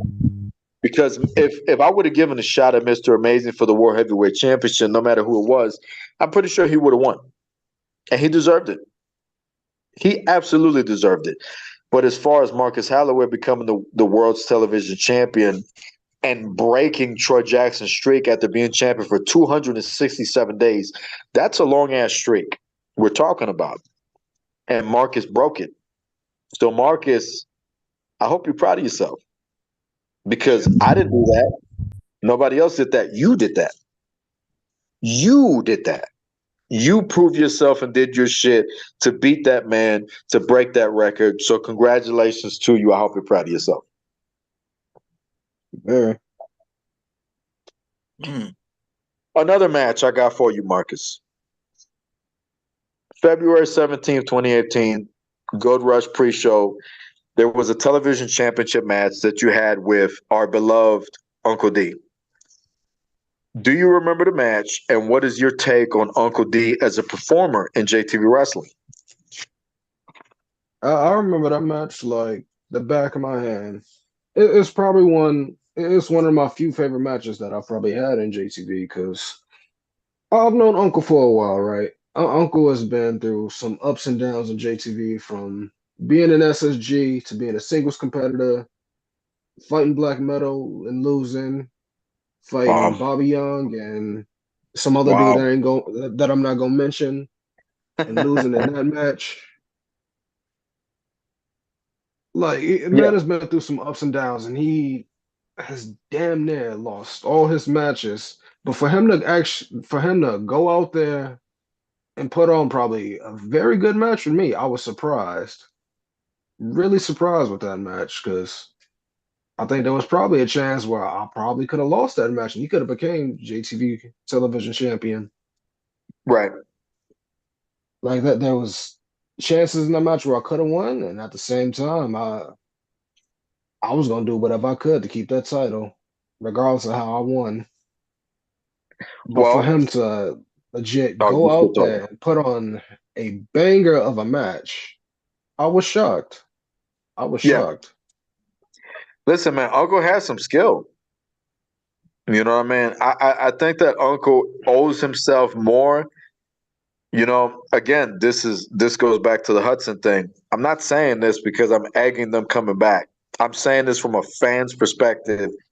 Both of them, they owe themselves more. You know what I mean? If both of them would consider the idea of stepping into the ring again and competing from a fan perspective, I think that they owe themselves more, so much more. You know, and I think that they should consider that from their perspective, from what they owe themselves. Forget about me and JTV. environment where, like, respectfully, I say this with all the respect in the world. With all the love in the world. We don't need Jason Hudson and we don't need Uncle D. We don't. But out of respect for your legacy, I think that both of those guys owe themselves more to come back, step into the ring, and accomplish so much more. From a fan perspective in CAW, I think that I would love to see from a fan perspective those guys to compete again and to become more. But from what has been just inputted into the information of time, I think that Uncle D was fantastic. This is my perspective.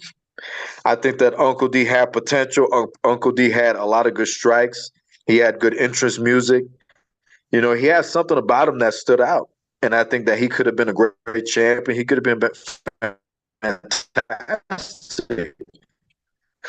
And from a fan perspective, I would love to see him and Hudson, you know, do they owe to themselves more in CAW. Because at the end of the day, I'm leaving.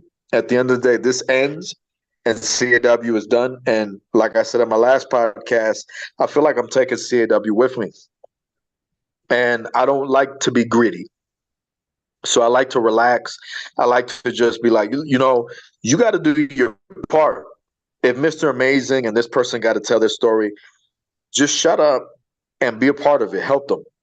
That's how I look at it. You're telling your story. Nix is telling his story. This is the three-way deadline. I am doing everything in my power, no matter what my physical health is, what my mental well-being is, to do my part so that you guys could do your thing and CW. That's all that matters. It don't matter what I think, what I like to eat, how my body feels. It does not matter. It matters what y'all doing. That's it. What y'all trying to accomplish. And you know, you having your match with Uncle D Jones, that guy had a lot of potential. Uncle got in the ring. Uncle wasn't just a basic ass like type of wrestler. Like he had strikes, he had skill, and he had the peace bomb. I don't know if y'all remember that. The peace bomb was bro, the peace bomb was fire. That shit was fire. I love the peace bomb. And Uncle showed me a lot of just my inner side of how I should be and how I am. Uncle was a peaceful type of family oriented type of wrestler. He wasn't like your Kevin Impact, CM Punk type of edgy type of call everybody out type. Uncle wanted to get along with everybody. You know what I mean? And I respect that. I'm not going to make it too much about him because this is about y'all, but I'm just saying, you know, because we're talking about this match with Marcus. Uncle had something special within him. And it's something that should be explored further. And same with him, same with Hudson. Hey, man, you know, that door is open. You know what I mean? And the only reason it's open because it's different between me and Uncle than it is between me and Hudson. It's more about CAW. It's not about me, in my personal opinion. It's about CAW, and it's about the idea that they should explore more of their character. I think Uncle absolutely should explore more on his character. He deserves more. Absolutely deserves more. And to him to step in the ring with Marcus Holloway is just like, it's one of those matches in time. I could go on and on and on. Trust me. I'll leave it at that. So let me go ahead and switch to what else we got. Who do I got? Let's see. Marcus Holloway. You with me? Here's another star. I don't know about star. Another talent. You with me, Marcus? Yeah, I'm in. Right there. Okay. I'm going to hit you with another one. December 23rd, 2017, Baton Rouge, Louisiana. You defeated Seth Day. You had that burning hammer you was using at that time, and it looked real good on you. And Seth Day I thought was an interesting character. I thought he can go on to more. Um, but he really limited himself. What's your take on Seth Day, if you remember? Uh, I think he could have did a lot better. Did you He think he he was was. garbage, or do you think he had something there to be a star? I think from the one match, well, no, I had two matches with him. I think from probably the couple matches I had with him, he had something. He Right, had something. right. He could have been much better for what he was, but he had something that he could have went with if he knew what it was going to be. I really tried to coach that kid too. That's the crazy thing. I remember, Oh shit. Let me get your side. Let me get your side. Amazing. Go ahead. yeah, off camera, I was training a lot with Seth there, and that is now that I remember, he's the Oh kid, shit. Yo, you giving me goosebumps. Hold on. little kid in Go ahead. play. He was a little house party kid, man, and I really Yeah. tried. I really tried to train the kid, man. And he seemed really receptive, like he was gonna take my advice, and Right. things happened the way they did.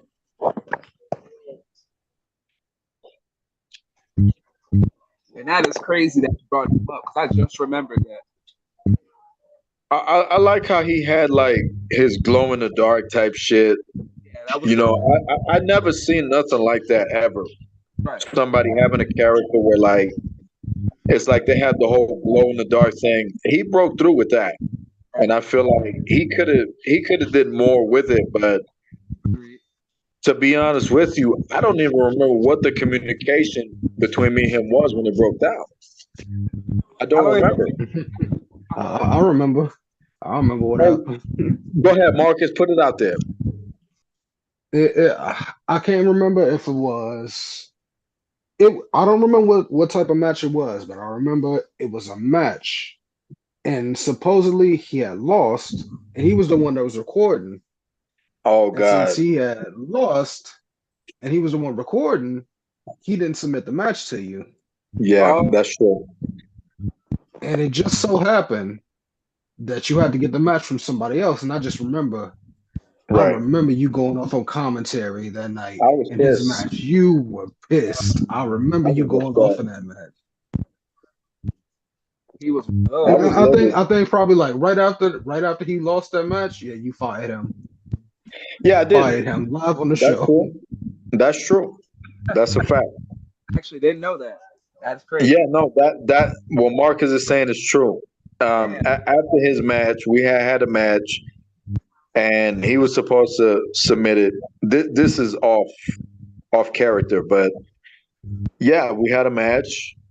Obviously, it was next gen because he never gotten that far, but I don't remember who it was. But we actually, it looks like it was against Marcus, if Marcus knows. But um, I was very pissed because I'm like, look, if it didn't turn out the way you wanted, turn it in. You know what I mean? And he refused to turn it in, and then we had to figure out. I remember I had to figure something else out. I was livid. I was Yeah. very upset. And after the match, I'm like, yeah, that's it right there. And I'm gonna put it out there. He reached out to me. I don't know when it was. I don't know if it was 15, 16, 17, 18, 19. He reached out to me again, and I refused. I'm like, no, that's it. It's a done deal. There was another promoter in CAW that I sent him to.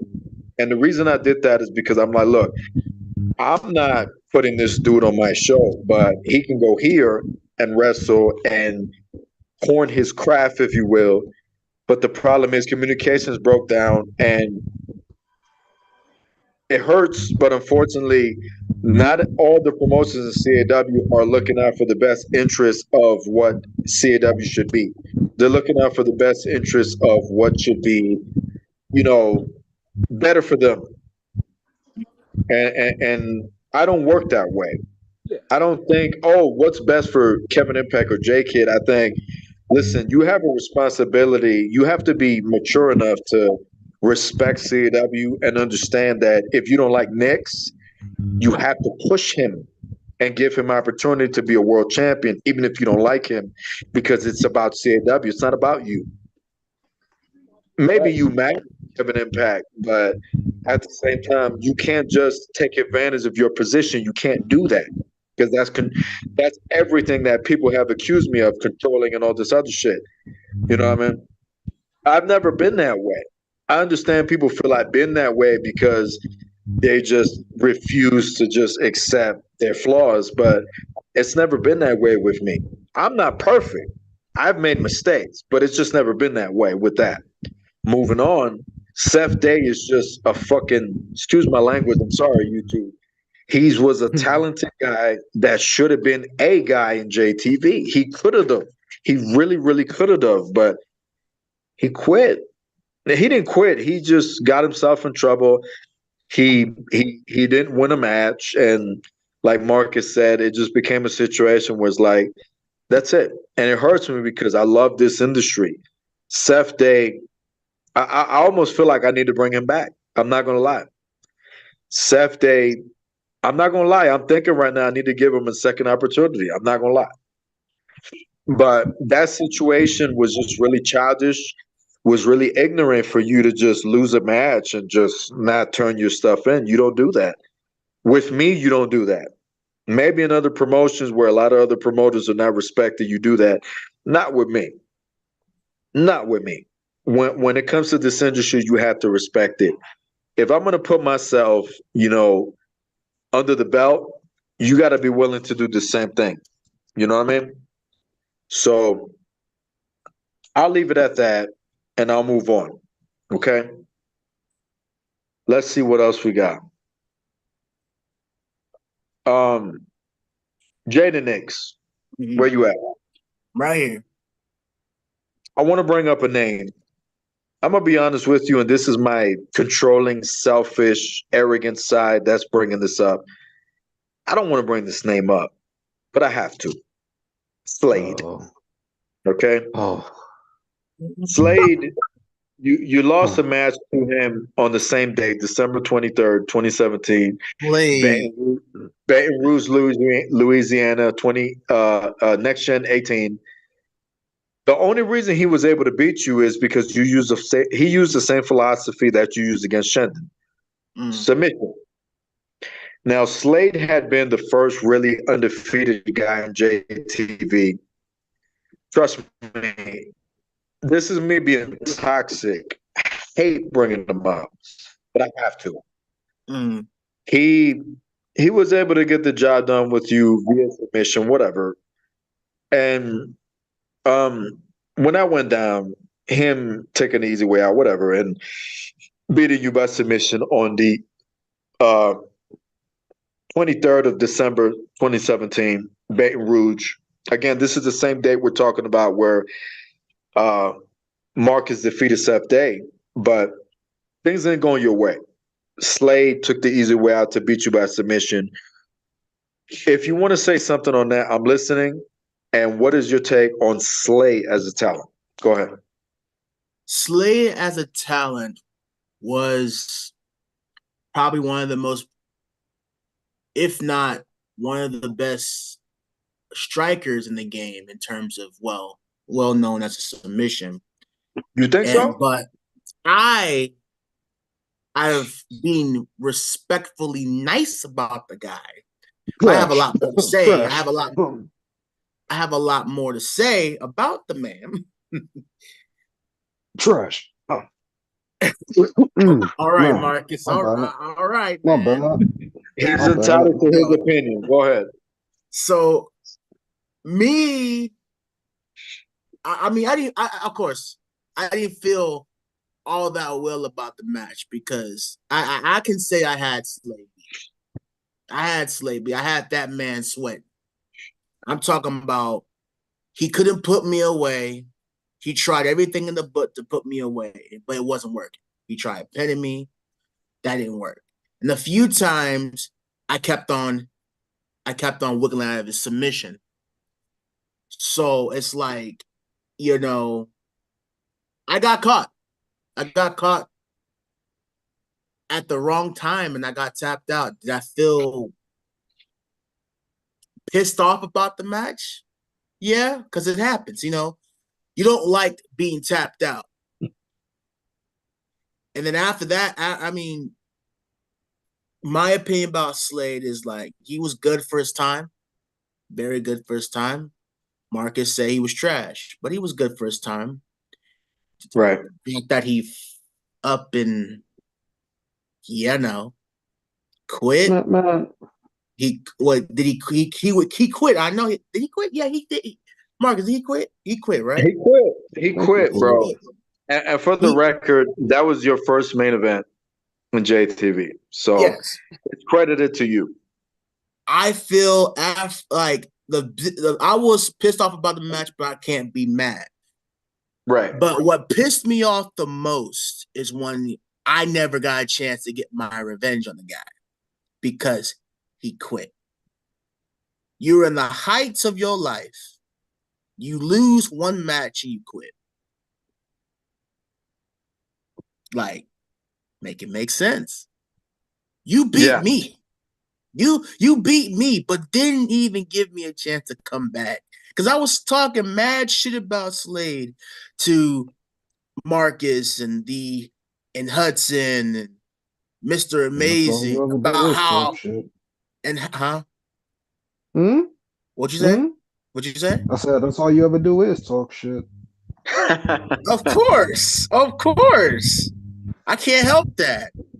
It's a part of Of the course you can't help it, you narcissistic bastard. Narcissistic.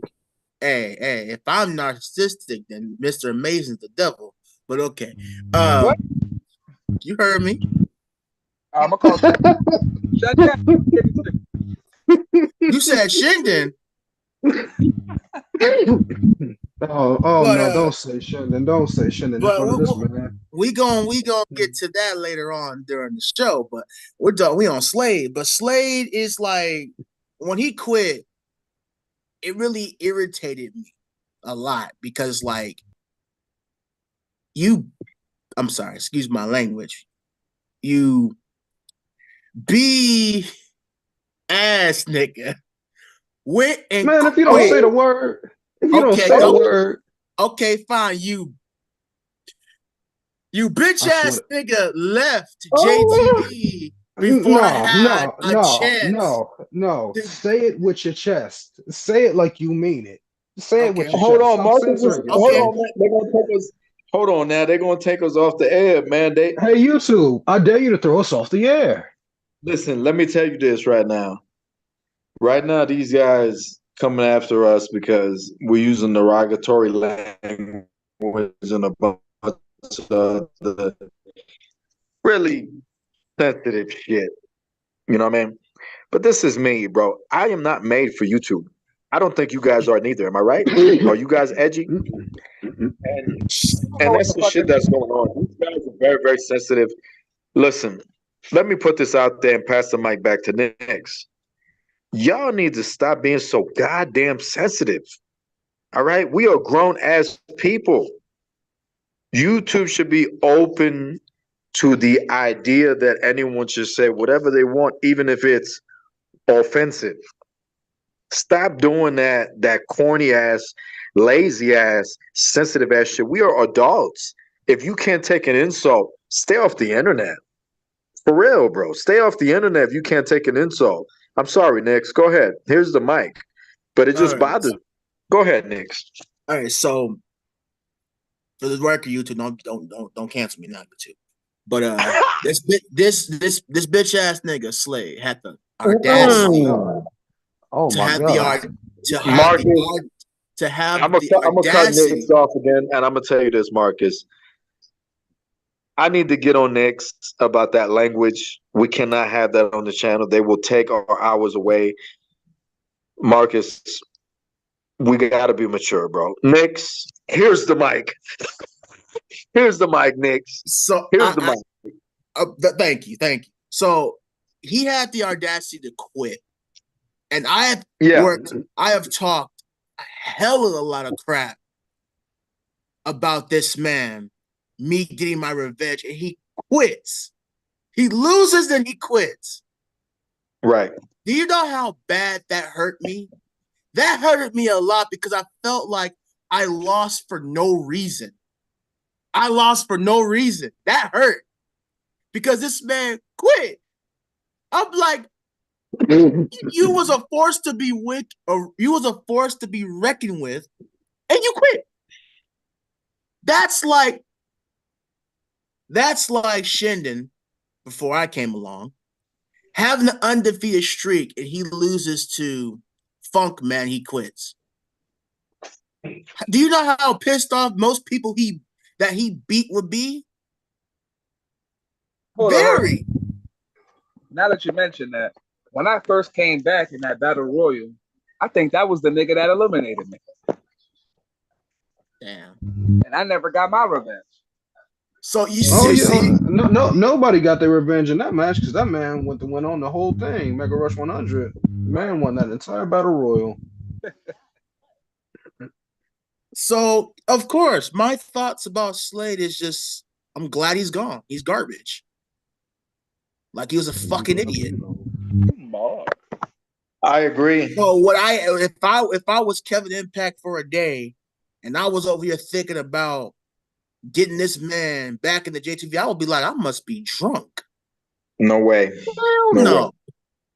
Yeah, no way. So yeah, he can stay gone. He can stay where he at right now, at the bottom of the barrel. Scrubbing tables for a living. I don't give a damn. I agree. So that's me. That's me. I got you, Pimp.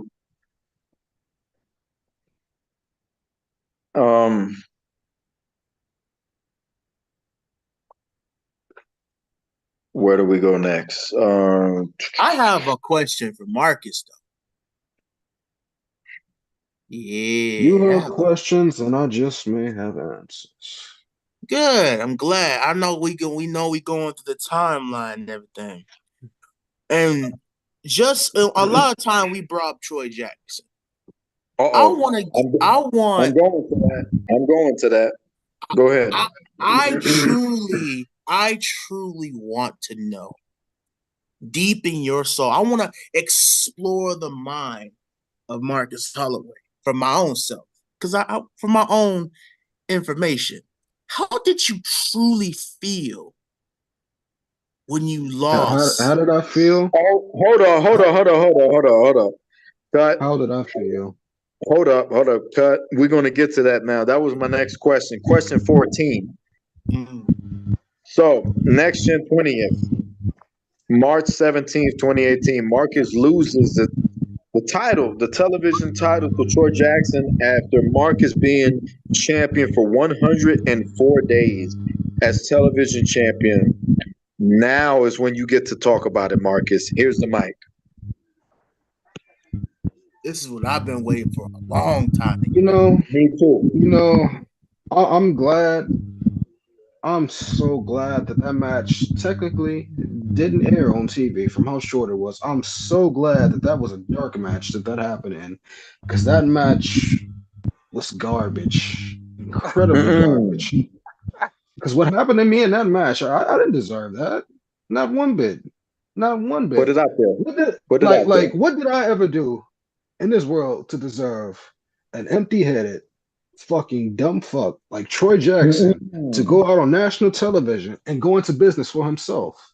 What did I do to Marcus, deserve that? Watch out, man. You can't say fuck on YouTube. You can't say fuck on this channel, man. Come on, man.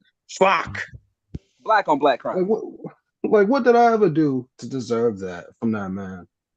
I just wanted to work a match with him. I told him before that match, I just want to work a match with you, bro. Let's go out there. Let's put a show on for the people. And you know what he did? He didn't want to do that. He wanted the business for himself and squashed me within probably 3-4 minutes. Yeah, he's right. I'm just happy. I'm happy that match technically really didn't air. It was a dark match. It was an off-screen match. It was still posted, but realistically, you feel how you feel about it. And obviously, from the looks of it, you feel like Troy was full of shit about it, you know, and that's understandable that you felt like Troy was full of it. You know what I mean? He did his thing. He was able to get the championship back or whatnot, you know, but you're free to continuously air how you feel about it.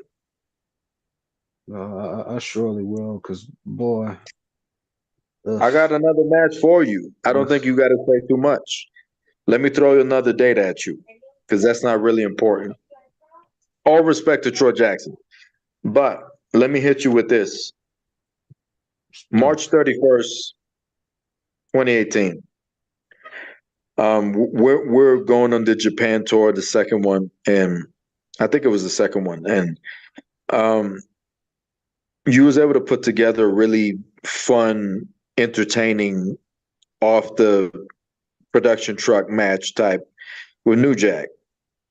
You could talk about that if you want to, and you could talk about your take on New Jack because you know mine's. Go ahead.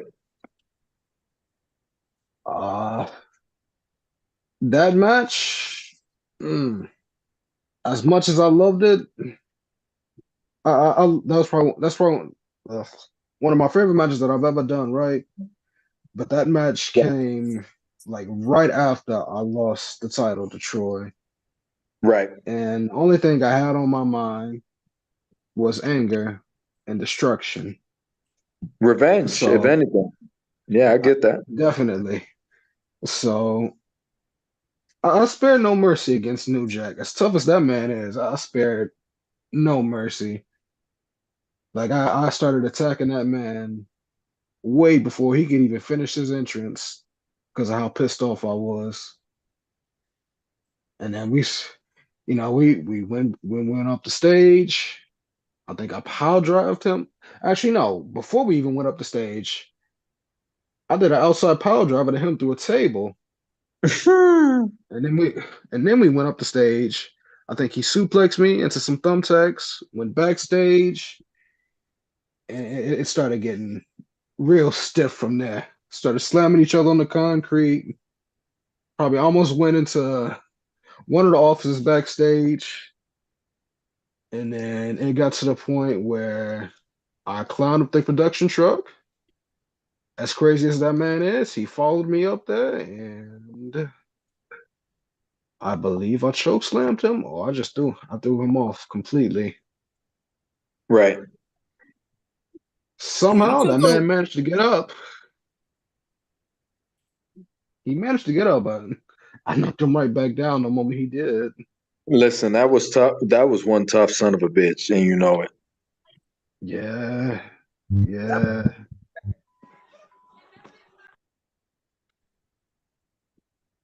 All right. You asked for my opinions on New Jack.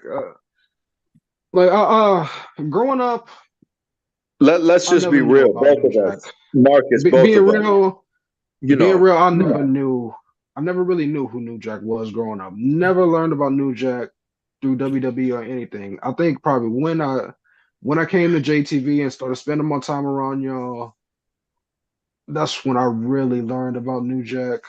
and he inspired you. I think, yeah. He inspired me to probably want to do more matches, more extreme matches for sure. Right. Yeah. You got something to say, Nick? You got to understand, it's not like you've never had any kind of inspiration from him. Coming around JTV or whatever, you got to know New Jack. And the time you got to know New Jack, it clicked in your head. Same as Terry Funk, same as Bray Wyatt, same as etc. Whatever. This is somebody who it clicked in your head. I don't mean to blow smoke up my own fucking ass. Excuse my language, but I'm pretty sure that I have some type of inspiration, and you as well. And you were smart enough to take that information and go, listen, I like this, I like that, I like this, I like that, and that inspires me, and this is what I want to base my career off of. That's important. Okay, it's not just something that could be overlooked. However the universe wants to look at it, it doesn't matter where you could have discovered New Jack last year. You were inspired by New Jack. Period. That's all that matters. Mm-hmm. So I'm gonna give you Yeah. all the credit in the world by that, and I'm gonna throw another date at you. You ready? Mm-hmm. So I got um I don't have a date, but it's on the channel. Mega Rush 107. You made your official, not your unofficial, like Mega Rush 100, but your official Mega Rush 107 debut. Um, this was your official call-up match. You was in a multi-man match with Luis Mamba, Big Baby, Bison, the professional, Bobby Rainey, whatever, and Mutant Mark, who was in the Scar Brotherhood. Don't nut just yet, Ray. I know you're watching. And Mm-hmm. you was able to come Mm-hmm. out. You was able to come out on top in this match, and I'm very proud of you once again for coming out on top. But you was able to come out on top. I guess the question would be, um, what's your take on some of the AIs that had an influence on JTV before we went into PvP? I guess that would be the question. Say again, Joe. Basically, what's your take on some of the AIs that influenced the history of JTV? In Mega Rush 107, you got to win the match between that you was involved in with Luis Mamba, Big Baby, Bison, the professional, Bobby Rainey, Mutant Mark, and so on and so forth. And it's great. It's great to your resume, but basically, I guess AI is, I think, was important to the building foundation of JTV. What's your take on that? Uh, I could say the AIs probably did the AIs did what they could to make everybody look good during that period because it was still what? It was still 50-50. We still had some simulation and we had some PvP. And for what it was worth, we Yeah. they did everything they could to try and work with what they were given, and so did the people that were doing PvP, especially during, the share play days, doing I matches mean, through let share me cut play. you real quick. Let me cut you real quick. Let me get really weird. Let me get really weird with you in a cryptic way. Um, For those that have read the Bible, this really goes back to the beginning. This really goes back to not just Adam and Eve, but what was it, Abel and his brother? And this is the early stages of the Bible for those that read the Bible. And this was something that, when it comes to AI, we're talking Bison, Majestic Tokyo, Super Bum, so on and so forth. These are the characters that lay down a foundation, not the, but a foundation for JTV before your Knicks and Marcus Holloway and Mr. Mays and Corey Flash and then Kevin Impact. All these people took over. Let me show some love to the women since we're in this month. Amber and Sophia and so on and so forth, Jocelyn. You know what I mean? We got Ryan Seal's wife who just came to the pro wrestling circuit, JTV. This was the beginning of that Bible. You know what I mean? JTV been around a long time, but the Bible of JTV as far as PvP online begins in that 2017 territory, because that's when y'all started just making mad noise like we will not be denied. You feel me? yeah, So that's when the yeah. noise. It's like, yeah, okay, we made some noise, but it got louder. And you came in, Knicks came in, all these guys came in. All the respect in the world to Knicks' guys. What are they? The Legion of Anarchy Knicks.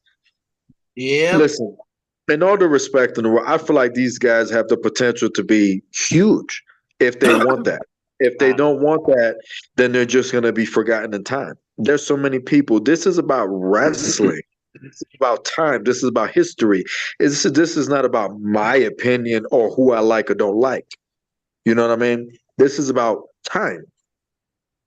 And in time, there's so much potential for so many people to accomplish so many things. Mhm. And this is one of those instances where AI characters were able to do their part from my creative, their part in JTV before we transition into what PvP would be in the pro wrestling circuit. And all the respect and love in the world to every single PvP, CAW promotion in the world. No disrespect, but just simply just the understanding that, again, I want to say this loud to where you can hear me. Zero disrespect, but just the understanding that when it comes to JTV, we just do things differently. And when it came to PvP and these people proving themselves and doing their thing, they got their chance to do their thing. This was not a simulated environment where people were handed things and best buddies were given this and that. And, you know, I want this guy to be the champion. No, this is just you guys really deciding the fate of where JTV goes. Respectfully, you could, and whatever promoter of CAW is listening to this, take this however you want. It's not the same thing. It's not. It's not the same thing. And it's not to go as far as to say JTV is the best place in CAW. It's to say it's just different. Okay, respectfully. Everybody else has done their thing in JTV wrestling. These guys that are in this, a part of this conversation versus everybody else that's in JTV that did their shit, it's different. These people prove themselves. We're not going to sit here and go, oh, we're not going to give credit. We are going to give credit to everybody that from 2017 up did their shit and was trying to be somebody. We have to, because if we didn't, it would be wrong for us to do that. Okay? So, you know, we're talking about the situation at hand.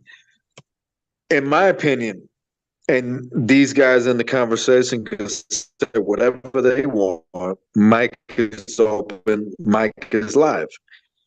I think that the program between New Jack and Marcus Holloway was iconic and would go into the Hall of Fame because you have to understand New Jack was going to die. One of my idols, and dare I say, he can correct me if I'm wrong, Marcus has a special place in his heart for New Jack. And I'm sure Nick's and Amazing does too. But Marcus made me feel. Marcus made me feel, goddammit, when he showed me, demonstrated to me what he felt for hardcore wrestling, extreme wrestling, weapons matches. In JTV wrestling, we don't have basic as corny WWE Extreme Rules matches. That's a WWE term. Okay? In JTV wrestling is pro wrestling. We have we don't have Extreme Rules match, but we have weapons matches. We have this match, that match. When I was in WCW in the JTV era of WCW, we had Raven Rules match. That exists. Look it up. Raven's Rules match in WCW Mayhem on the PS1. So we represent professional wrestling. We don't just represent JTV and wrestling and WWE wrestling. It's not the same thing. In most promotions, you'll be like, yeah, it's an Extreme Rules match. Bro, that's a WWE term. It's not the same thing. You have to understand. It is not the same thing. In JTV wrestling, it's pro wrestling. In a lot of EFED and CW shows, you have WWE wrestling because that's what they're influenced by. We don't do that. We're influenced by professional wrestling, ECW, Japan, WCW, the WWF. That's what we put out there when me and Chris Conscience, God bless his soul, are on the mic. Okay? And there's more to come. I'm not going to spoil. But I love that man. And that's what we bring to the table. That's what Marcus and Nick and Mr. Amazing bring to the table. That style. It is important and it does matter in what we do. It's not just whatever. No, it's not just whatever. It matters. So moving on. Who do I got? Mr. Amazing. Where you at? I want to apologize to all you three guys that are in this conversation, but there's just so much history we have to expose that we have to dissect. So, Mr. Amazing, I got a day for you, my brother. And I love you and I'm proud of you. Let me throw this at you. Let me not get out of character. Let me stay professional, okay? Um,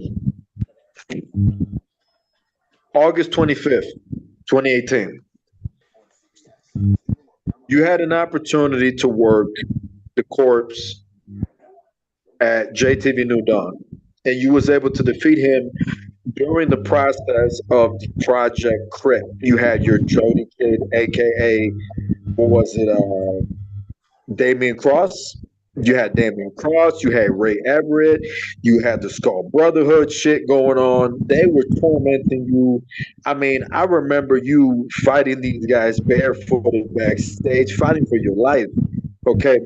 And of course, the three-way deadlock, even if they wouldn't interfere, the Skull Brotherhood is just something much more. I know, I Yeah. understand that there are idiots out there who want to propose that the Skull Brotherhood was a faction.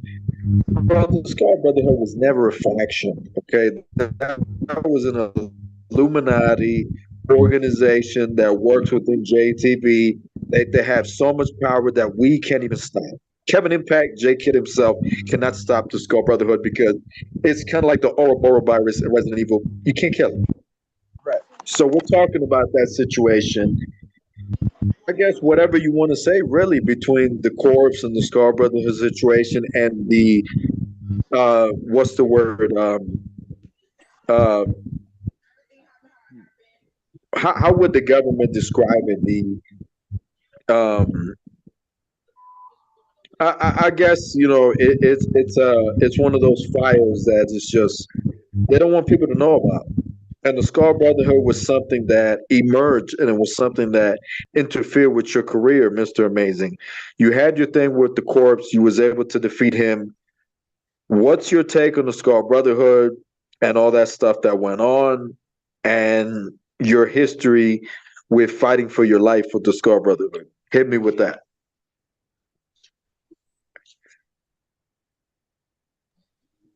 Wait, can you say that again, my bad? That last part. Long story short, your story on the Skull Brotherhood, your match with the corpse, you defeating him at New Dawn, August 25th, 2018 at New Dawn. Just give me that. And by the way, this is Project Crip that we're talking about. Hit me with that. All right. Well, Yeah, man. a lot of emotions used to run through me when I heard that name and when I heard that group, that organization. So, like you said, they're not just a stable. I used to call them a pandemic. Yeah, Some of my brothers here had a relationship with that pandemic, and I absolutely. even did in a way, and without it being in my knowledge. But Right. I can happily touch on that situation because it's overcome and it's the past. So, Right. Skull Brotherhood. I can happily say I've overcome that poison and that pandemic. No one actually found a vaccine for it, and we don't even know what's truly going on with them right now. But It's like the Illuminati group, brother. That's just one of those things where it's like you can't stop it, you can't really cipher it. we don't even know the truth. But, there's a lot of mysteries. It's like they're the ocean. Brotherhood will never die. We will always be here. He's not lying. We'll always be here. See that? He's not lying. Mm-hmm. No, he's We not will lying. always be here. He's not lying. I mean, there is a we though. What? Huh? What's up? Okay. Hopefully, I don't gotta take care of my own brothers in here and get them out of that cult. But it seems like Yeah. Yo, what you mean? What you mean, bro? What you mean? yeah, don't drink the Kool-Aid. But Once you join, you can never truly leave. what happened? You can always come to the dark side. Marcus, please. Please, Marcus, please. Listen, for the record, I'm going to go ahead and defend the Walker Metamorphosis. I don't know if I've done my part to warn you guys about what can happen in the podcast, but listen, Long story short, before I pass the mic to the amazing one, Marcus is not in control of what he can say and what he can do. It's not up to him. Okay. The Scar Brotherhood is not a faction. It's not like DX and the Four Horsemen and this and that. You know, you have had childish idiots in the past who have classified the Scar Brotherhood as a faction. It's not a faction, bro. The Scar Brotherhood is an elite group within JTV Wrestling that governs a lot of the intake of what goes on in the pro wrestling circuit. A faction is BKS. A faction is like the random aces. I'm sorry to say what is the common with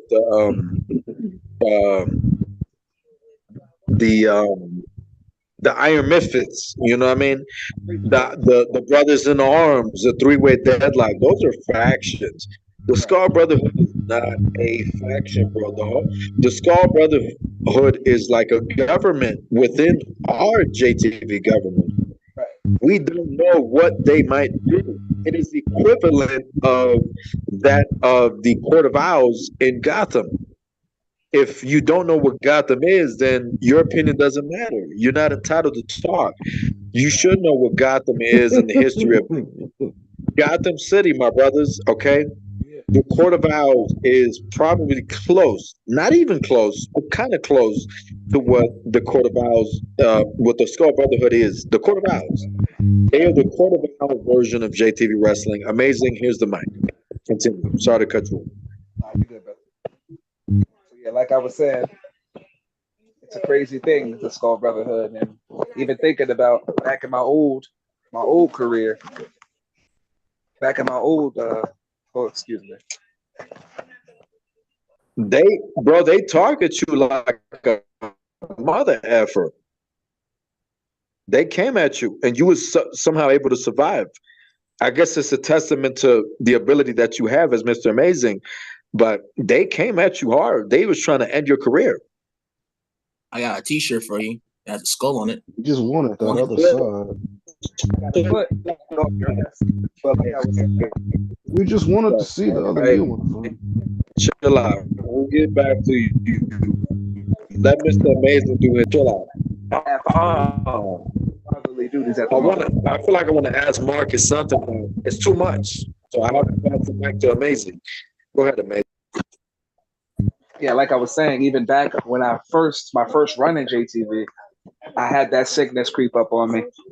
And the fact that they even had their fangs and grips in JTV back then, because as we know, they're the orchestrators of that sickness within it. And they've been trying to create a monster to be the face, not even the face, but the arms of their not a faction like you said, but of their pandemic. And they, like the COVID pandemic, they have different strains, they have different mutations. And who knows what else they're creeping up, because like they're still here. And we have to be acknowledged. We have to keep our eye out for that, because we're all focused on what we got going on now. But there's that snake in the grass that's still creeping up on us. So we gotta be mindful of that, yo. Snake in the grass. Steve, you a snake in the grass? I'm a snake in the grass? I didn't know that I was snake in the grass. We're gonna have to have a talk after this, brother. I don't know what you're talking about, bro. I don't know what he's talking about either. You know what he's talking about? I don't know what's going on. I'm just here for the podcast. Hopefully, I'm fine at my brother's house. All right, let me take the mic back real quick and let me hit you with this, Amazing. I just like this shirt. That's all. It's nice. Nah, man. Listen, let me tell you something, Nix. Marcus could tell you a lifetime of what that's like. You need to talk to him. Amazing doesn't give a shit about all that. Me, it dwells in the wilderness. But when it comes to you, be careful with that. Let me go ahead and get back to Marcus, to Amazing, excuse me. So, Amazing. A special night that I'm sure Nix and Marcus would appreciate. I'm gonna hit you with, and I'm gonna hit you hard.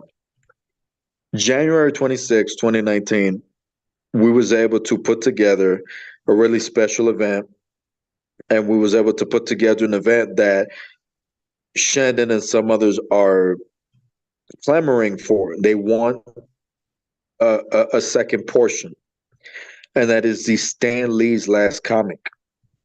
Oh, That is something, you know what I mean? That was something that was done in professional wrestling and call that has never been seen anywhere. Nobody had the balls or the creativity to put together a Stan Lee's Last Comic. We did it in JTV in the pro wrestling circuit. And you, no surprise at all, was talented enough to main event that event. You main evented that event against the, at the time, talented King Wolf. From my personal opinion, you could say yours, but from my personal opinion, I thought you had a great showdown between, you know, King Wolf at the time when you guys main evented. You had a great showdown. Maybe you could tell me what's your take on that, your reaction, you know, and maybe your take on him as a JTV talent, as a talent, you know. Maybe you could give me that. What do you got, Amazing?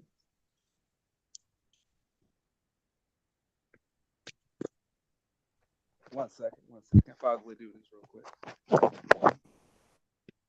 You adjusting yourself? Yeah, 1 second. Hold up. No problem. Take your time, brother. I got Dan Rapture in the comment section talking about three-way deadlock is great for episode 3. Listen, man, I'm gonna tell you something while Mr. Amazing is adjusting himself. Bro, me and Amazing go way back, all right? Dan and three-way deadlock, it changed the history of JTV. This is not just a faction. This is not just a regular, like, little group. These guys changed CAW in every sense of the word. This is not just like me telling you what is. CAW is very, very important. And these three individuals changed the history of what CAW is to be. There's a part of CAW that's weird and just toxic and just cancerous.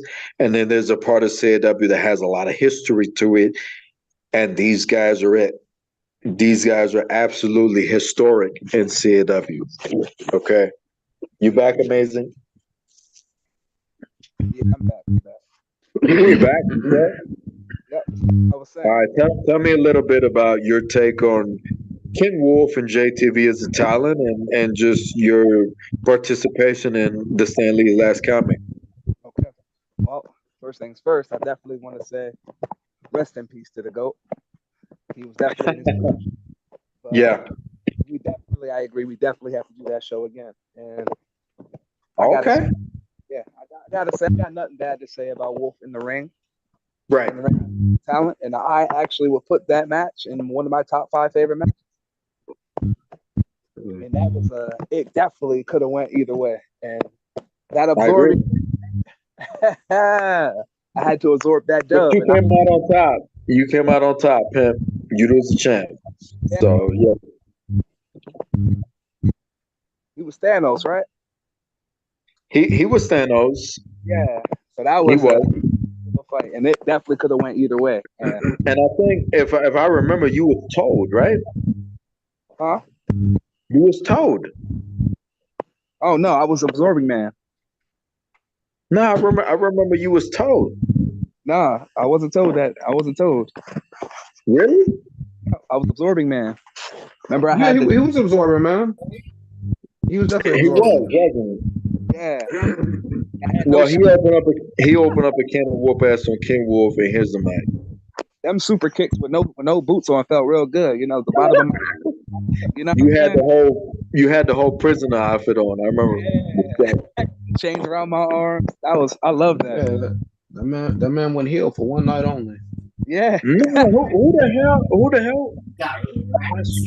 I swear to you, I remember him being told off of X-Men. Nah, he was absorbing, man. Really? If I still have my 2K19 data, I'll go back and check because he was definitely absorbing. Yesterday, Man. Holy shit.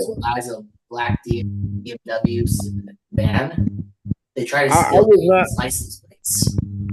I was not prepared for what was going to come out of that night. I didn't. I'm sorry to cut you off, next, but I don't. I didn't think that that was going to be as iconic as it did for CAW. We put into the library this concept, this story of how we were all in and all out on the idea that Stan Lee had one final story before he went away. Yeah. And the story embroiled different individuals in CAW, reluctantly part of JTV Wrestling, who were out there putting their thing out. You know what I mean? And Amazing was able to come out on top at the end of the night. I swear to you, I remember him coming up with Told. But Absorbent, man, I mean, it doesn't matter. He did his shit. He came out on top. That shit was fire, bro. Sheddon had been on my ass about coming up with a Stan Lee last comic too. But the thing is, I feel like it stands on his own. Because Stan, when I went into the creative of what Stan was doing, Stan was standing, no pun intended, on his own. Stan had one final comic book that he didn't reveal to nobody. And it was just like, that was it. That was Stan Lee's last comic. So I feel like this one, if we win again, I feel like it will be Stan Lee's next comic. You know what I mean? I feel like that would be it. It would be cringe to have another Stan Lee's last comic. It just wouldn't make sense. But I'll leave that up to the imagination. I want to hit you with another date. Amazing. Gotcha. And the only reason I'm bringing this up is because it's in respect to CAW, not to the individual involved. But I want to hit you with August 17th, 2019, JTV World Heavyweight Championship match between yourself and Draskell. You were screwed out of the World Heavyweight Championship, but man, that was a classic match. What's your take? Honestly, that rage I had, I was gonna become a very different man if I didn't get my senses under wraps there. But the thing that brought me peace is, we're probably gonna touch on it, but finally reason that all over my head in the future. But being screwed, oh man, I can't tell you how many times I was screwed, man. No pause, but it was You a lot. deserve better. Shame on me and shame on creative to not put you in the opportunities you deserve. But man, goddamn, like, that was a classic match. I'll say that, but like, wrong person. You know what I mean? You absolutely deserve to go to Showdown. No question. Let me give Draskell some props too. He's another one I loved in the ring. But I agree. Yeah, I definitely want to touch on that too. Yeah. Could beat his ass. Definitely.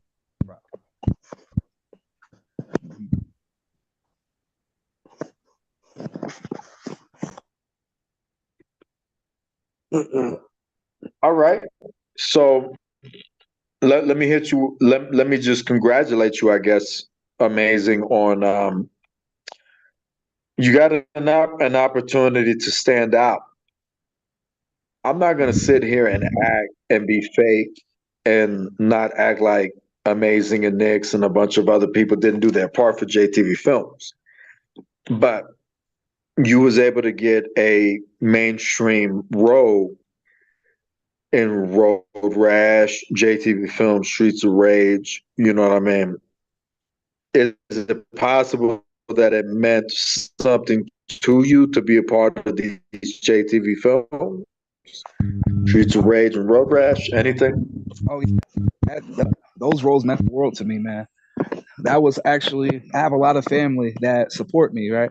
But they're not really wrestling fans. So getting them to, tune into the shows and come to the shows, they'll come to the show happily to support me. But when we sat down as a family and watched that premiere, man, That was a beautiful thing, and to have some of my music included in it was definitely even more fire, man. Well, it's not like your music is bad. You got some really good music Appreciate that, in bro. terms of what you do. You want to put some of that out there so people could go ahead and follow that? Oh yeah. Subscribe to the YouTube. I uploaded a freestyle. Zakar the Righteous. Yeah, check it out, y'all. Check it out. Won't disappoint. Listen, I hate to say this outside of Kevin Impact, but I love you. And I'm proud of you for doing your shit, okay? That's outside of character. If you're soft enough in this generation to, like, that's not what you expect from Impact and Amazing, I don't give a shit. Edit that out of your mind if you need to. But I love this kid, and I'm very proud of him. He's doing his shit. Moving on, okay? I got something else. I got another special day for you, Amazing. All right. But it's not so much for Amazing, it's for Crypt. Oh. All right. Ultimate Showdown number 4. You got an opportunity to work Maverick at MetLife Stadium, Showdown 4, New York City, October 26, 2019. What is your take on Maverick as a talent? Honestly, that kid, I got to give that kid his props too. He's out of his mind, but he could put some work in. He could definitely put some work in, and he definitely impressed me because I went in not really, I didn't really look at him as an opponent. I'll be honest with you. Right. That's how it goes. The kid you don't know, you're just like, oh, who's this chump? But hey, he definitely impressed me. And that's not Mr. Amazing just bashing you or nothing like that, Maverick. That's Mr. Amazing going from the perspective of where he should.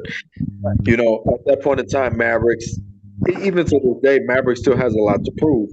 But Mr. Amazing had been around. You can't expect somebody like Mr. Amazing to just hand you the brass ring. That's not how the JTV works, right? You got to work your way up. Absolutely. But the fact that Mr. Amazing said what he just said, he gave you credit. That shit is fire. That he was able to give you credit like that. You know what I mean? Because I'm sure Mr. Amazing would have had a minus feeling towards you. He would have told you straight up, like, "Listen, that ain't too much." He gave you credit. And if and when I see him again in the ring, the reason I give you this criticism is because I want you to have that fire. I want to fight that fire. And hey, no matter how many years you've been in this, you can always learn and you can always grow even stronger than you've been last year and in the last match. So I want to do that. I want the next gen and the younger superstars, even the older ones, to always stay on that grind and always get better because it makes it much better to fight you again. So that's just my advice for you. And in my professional opinion, I would like to see much more fire for Maverick in 2K24. Really bring it. Embarrass me. I dare you. Embarrass me. Take it to Mr. Amazing and everybody else. Bring that fire. Because Mr. Amazing had did his shit. And he's been on fire for a little bit. He got to tag team with Corey Flash in this last Mega Rush or whatnot. But listen, this is not a simulated environment anymore. You got to bring that shit if you want to be a Hall of Famer. All right? We're not just going to hand you shit. It's okay to give you a boost. That's what wrestling is all about. That's my job. But the fucking, excuse my language, I'm sorry, YouTube, just hand you shit. That's not how this works, bro. You got to really, really be OP. You really, really got to prove yourself. You know what I mean? So besides that point, we're going to go ahead and move on. Amazing was able to come out on top. He doesn't remember, but there was a cryptic side of him that came out of Showdown 4 and was able to put away Maverick in a really iconic match. And I'm proud of you for that, Amazing. Crypt. I know you don't know Crypt, but Crypt is something that we are all familiar with. Okay? Let me hit you with another baby. You ready? Okay. I understand that you love your baby. I understand that, being Papa Amazing is amazing. It is. And there's nothing in JTV history that will top that. Nothing. Nothing will top you being Papa Mr. Amazing. Nothing. But there is something that might stimulate your feeling. I don't know if maybe you might get emotional by this, but JTV World Heavyweight Championship. December 25th, 2019, you took on a few clowns. You know, there was some chump who was the world heavyweight champion who didn't value what CAW stands for and instead decided to follow the stink around of his best friend and, you know, put on a shitty main event for some. Right.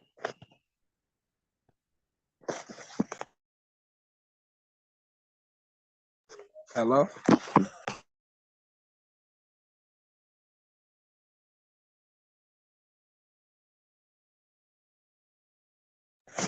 Anyone hear me?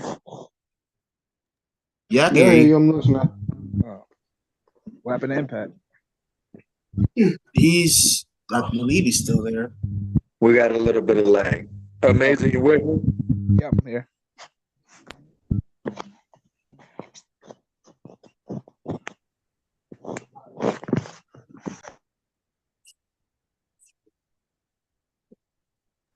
Three WD, y'all here? Mm-hmm. Okay, we should be good now. Amazing, you with me? Yep. All right, awesome. So look,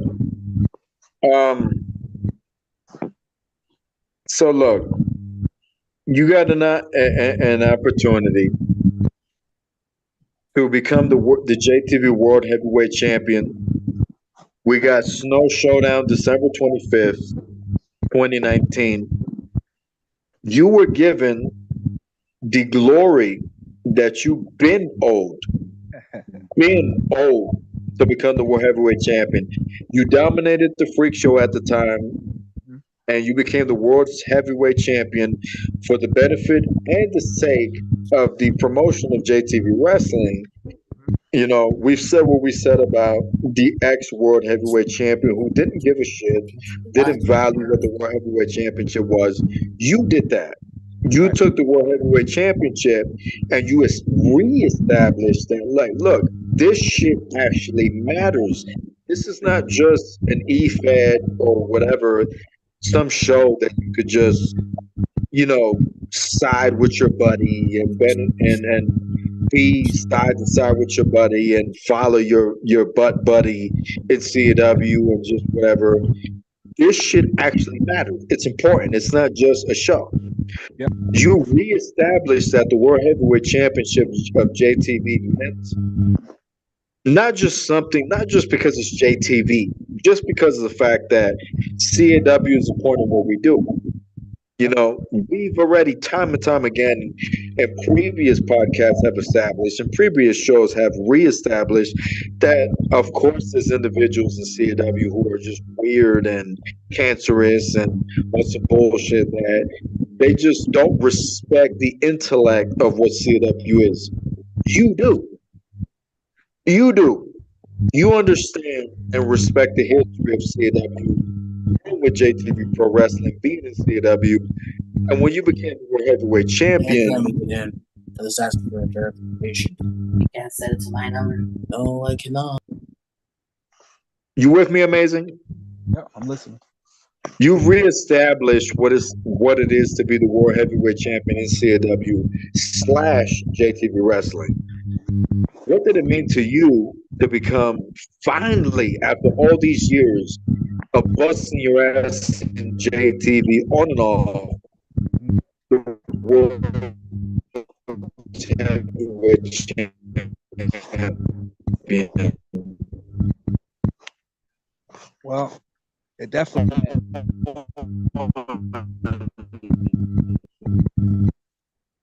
Hello?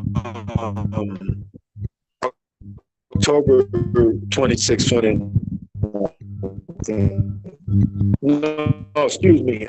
On December 25th of 2019, no showdown. What's with that? You can hear me, Amazing? You with me? Yeah, you're skipping a little bit though. Like lagging. I'm gonna be skipping because of just the setting. As long as you can hear, what did it mean to you, the JTV World Heavyweight Champion, after all you've been through? Okay. Well, it definitely it meant the world to me, man. I never held a world heavyweight champion in my entire career before that moment. And for the fact that it happened in my home, it happened in the place I've poured the most passion and heart and blood and sweat and tears into. The fact that that happened was amazing. And it's a new year, and it's a time for change and new beginnings. And I know we were the future of that very title we're talking about now. And I just want to let the world know, my brothers know, the JTV wrestling circuit to know that I have eyes for that prize again. And I just had to work on myself. It took some time. I had to work on myself. I had to worry about my family because, like we just talked about, I just had a princess. But now, Right. starting to look up. And once you're at the bottom, I took that time to hold myself back and bring myself to the very bottom. And once you're at the bottom, the only way up, that's the only way to go. And I agree with that. Brother. JTV World Heavyweight Champion 2024, Mr. Amazing. Oh, damn. Chill out. You teasing now with that shit. But I don't think it's impossible. I think it's possible. But that's a different perspective for a different time. Let me hit you with another one. Okay. You got an opportunity to be part of the JTV No Redemption commercial, the TV spot. Is it possible that it meant something to you to be a part of the commercial, the pay-per-view? Oh, of course, brother. And I see Lord's will, we could definitely do more of that. Actually, I would love to do more than just be in the ring. If I can represent this company by being in a movie, being in a commercial, being on a Super Bowl spot, hey, I'm down to do it. I definitely want to spread the JTV influence on the world, and I would love to be a part of that, man. I feel like it was just a culmination of so much that had built up because you have paid your dues for so long in JTV, and to be respected by being displayed in a commercial was just like it was above and beyond. But I'm gonna throw another date at you. At the Japan Tour 2020, you had a really important match on February the 15th, 2020, during the pandemic, but to defeat him. Flash is the guy who was in the main event with Shannon, the World Heavyweight Champion, at Ultimate Showdown, and you was able to defeat him. It speaks volumes of not just your talent, your skill, ability. Kid Corey Flash. Right.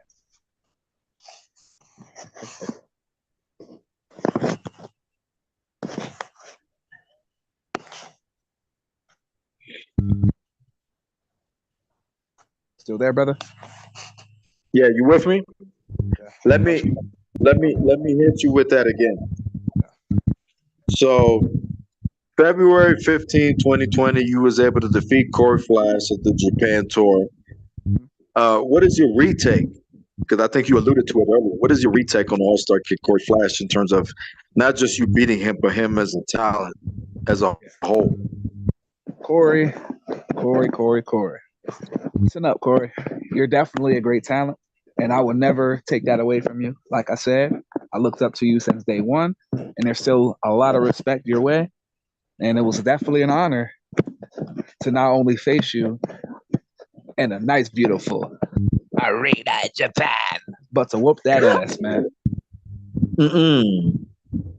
Came out on time. That's Yes, what it's all about.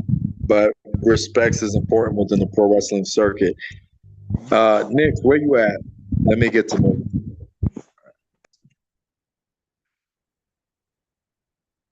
You with me, Nix? I think we lost Nix. It's been a while since we was exploring Mr. Amazing. You there, Jada Nix?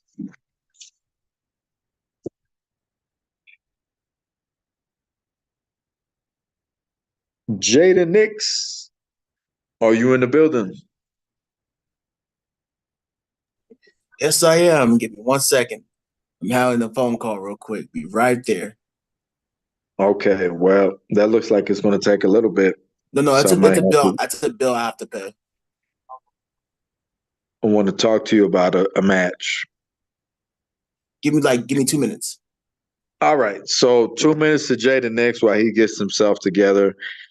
What can I say? I mean, amazing. By 2020, me personally, in my own opinion, I feel like Mr. Amazing being, and you can let me know when you're back, Jada Nix, but you could cut me off. But Mr. Amazing coming into JTV, doing his shit from the time he was in it, then he stepped out and then coming back at Mega Rush 100. I feel like he done his thing. Yeah, maybe he didn't get championships or whatnot, but the interesting thing about wrestling is it's not always about championship. There's a lot of people now in wrestling, PG era and whatnot. They feel like it's about winning, it's about championships. Yeah. Not true. A lot of the time you'll notice that it's really about the character and about what you do with that character. And Bray Wyatt is a very important reflection of that. Bray Wyatt was WWE champion, by the way.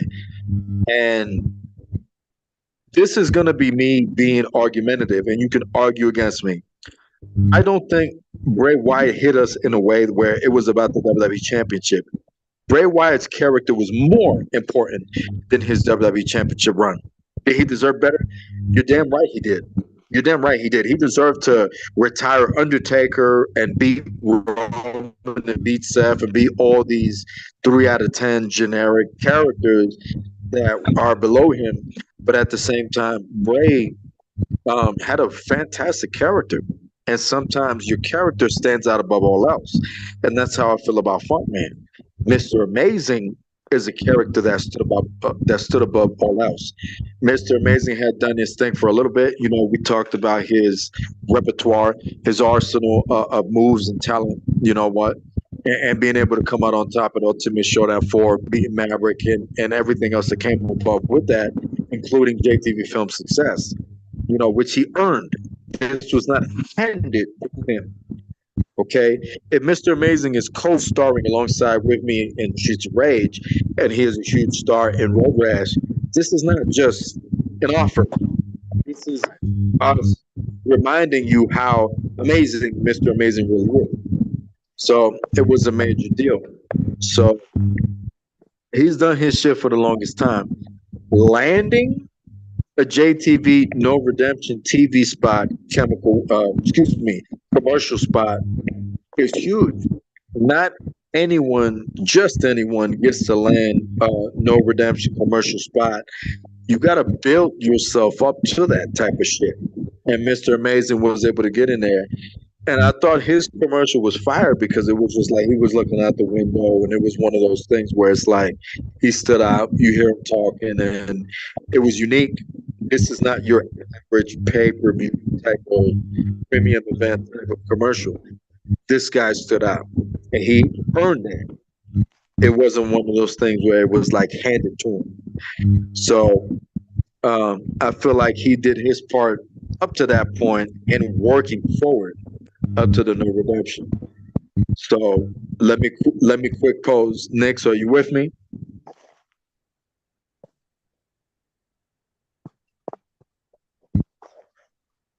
I don't think Nix is with us yet. Nix is getting himself together. But the Japan Tour 2020 was controversial. Yeah. I'm debating whether I want to go into too much of that, but the commercial that came out with the 2020 No Redemption commercial was edgy and controversial to several delicate individuals within CAW who just, they felt attacked and they felt, they exposed themselves as delicate individual. And I'm not perfect myself. Any human being can be hurt. Any human being can feel Yeah, I'm back. Okay. So Freddie Prinze as well. next. Yes. All right. Let me ask you about this is a minor trip for you. Mhm. It's a very, very minor trick for you. I'm looking at, and I'm gonna go back to Marcus. You hear Marcus? All right. Marcus is, yeah. I think Marcus is in and out. We'll get back to I'm him. here.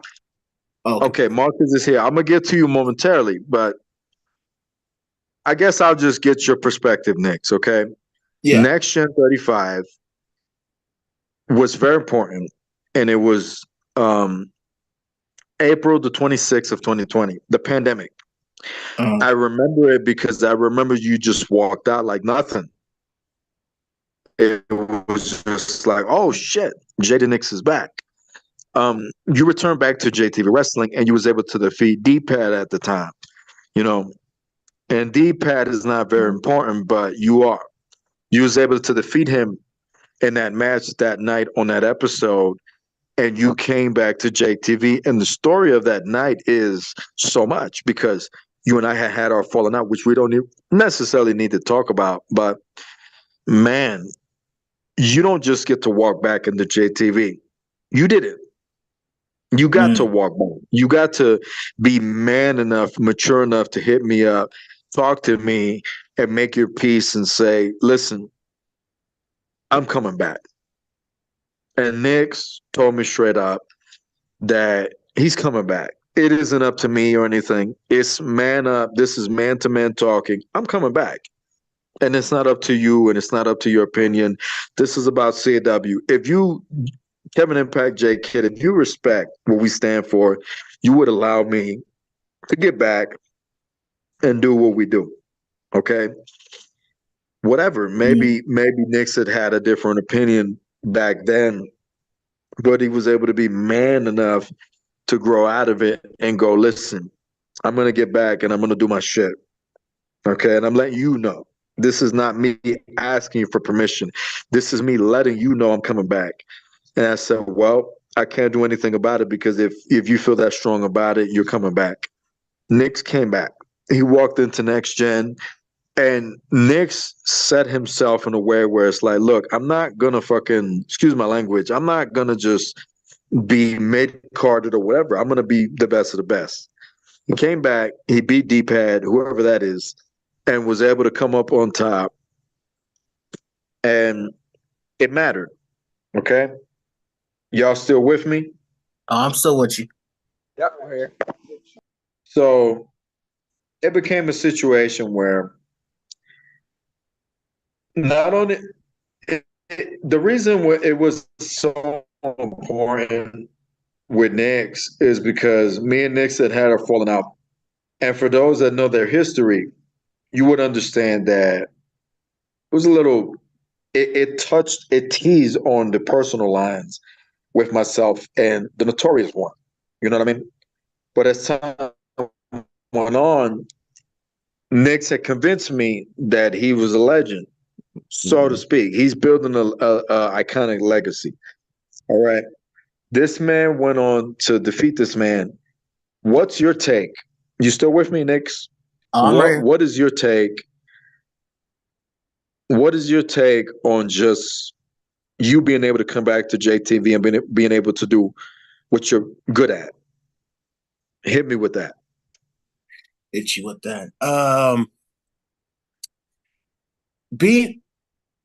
I took the right steps after being away from JTV. I took the right steps to reflect on everything that I've seen and heard, or what I thought I knew that, okay, what I thought was the truth ended up not being the truth.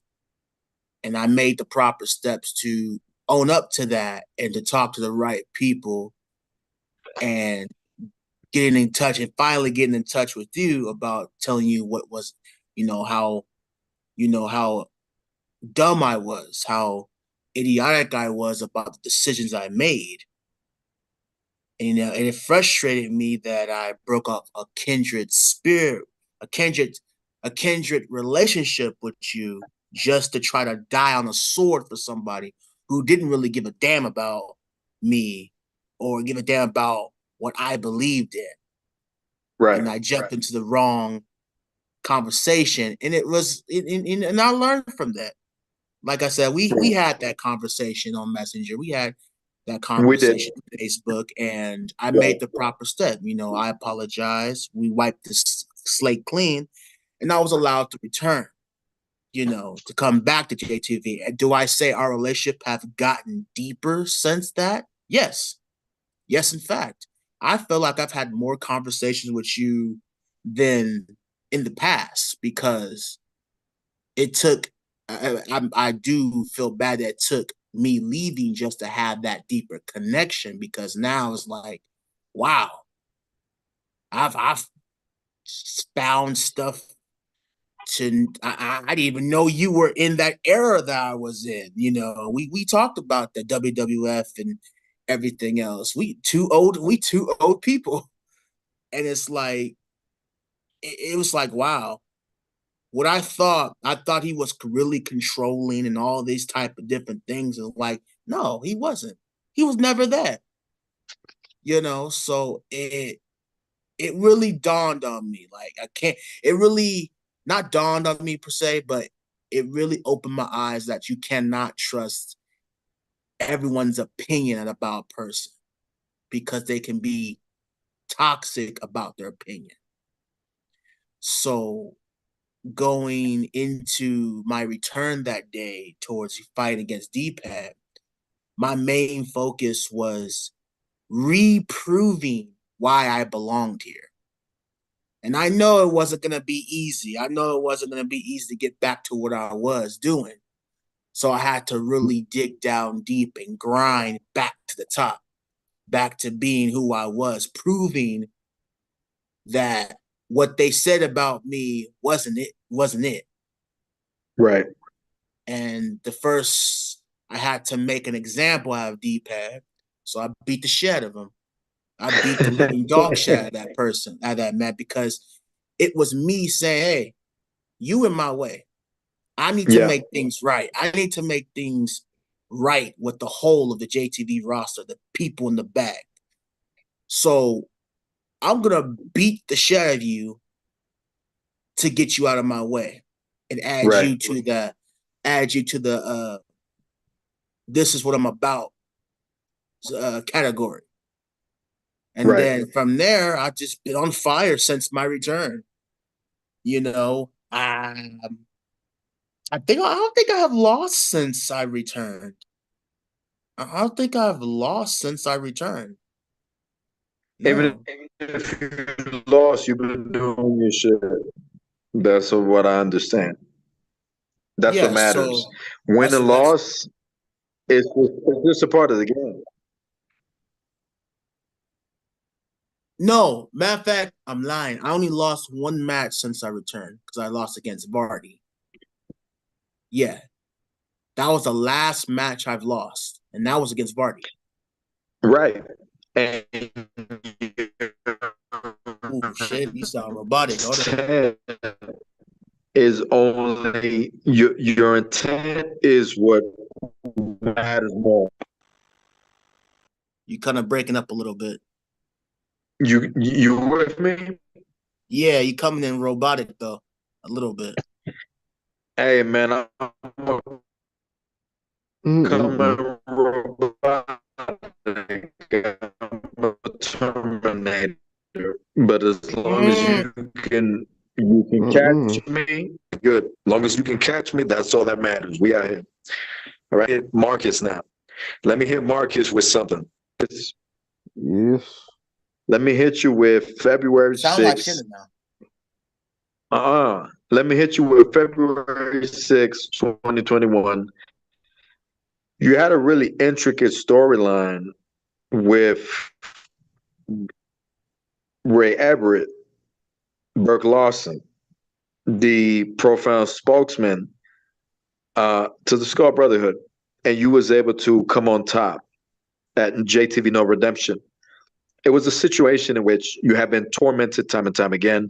I don't know if this is personal for you or whatnot. I would understand if it is, but coming in and out of Marcus Storms, going into Marcus Holloway, having to quote unquote switch your identity because of that whole Skull Brother situation that got in and out.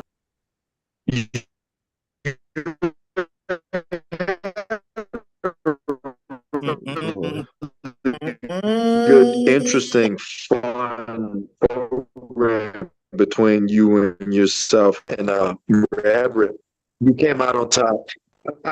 I guess hit me with what's your take for the build up toward that and the between coming out on top and I guess in a way getting your freedom, if I could say that, with Marcus Holloway. Hit me with that. I'd say the build up for that match was excellent.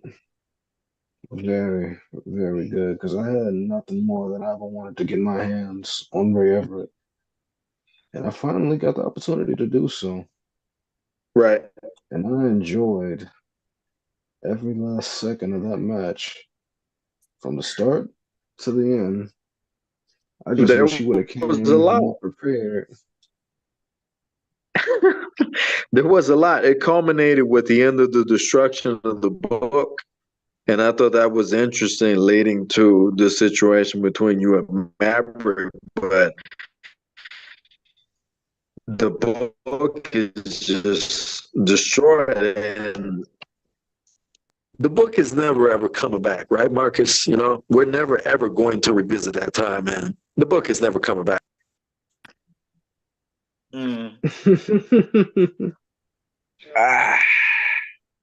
Chill out.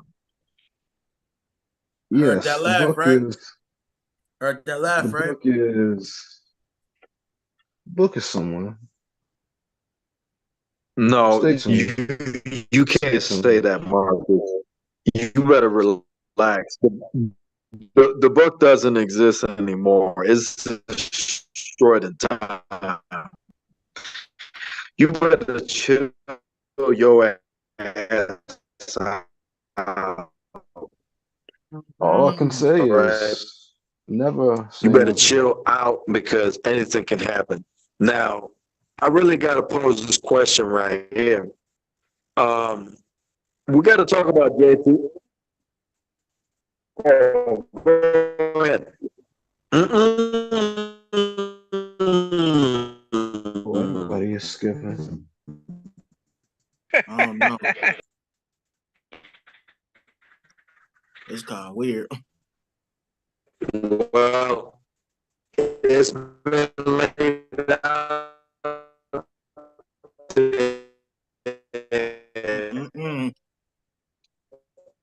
And that's very dangerous.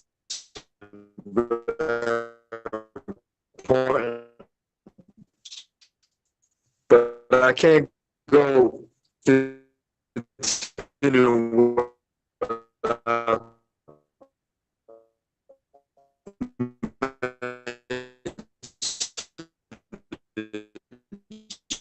God damn. Yeah, I can't catch nothing of what he's saying, bro. Oh, he left. See what happens when you mention the Skull Brotherhood? See that? See what the Skull Brotherhood do? Nah. See what the Skull Brotherhood do? Nero knew what he was doing. Why you do his whole internet like that, bro? Nigga too. As soon as he said never, that nigga started skipping everywhere. The Skull Brotherhood said never to his Wi-Fi. Yo, hold up. Are we in control of the stream? It's hard for me to hear music without him. Hold on. This is also 3WD taking over? Hey, we are. I don't blame him for that. All right. So let's see what we got here. Yeah, what y'all want to talk about? Yeah, so what should we talk about? Let's talk about how Marcus took over the stream with the Skull Brotherhood book, bro. Oh. You always got my name in your mouth. I promise you. One of these days, I'm gonna slap you. I'm gonna smack the fuck out of you back, bitch. Hey, watch your language. Oh, you're Watch right, your my language. bad. Yeah, YouTube. I don't want you to get nerfed by YouTube, bro. I mean, since we're waiting for Neil to let Kevin Impact out the book,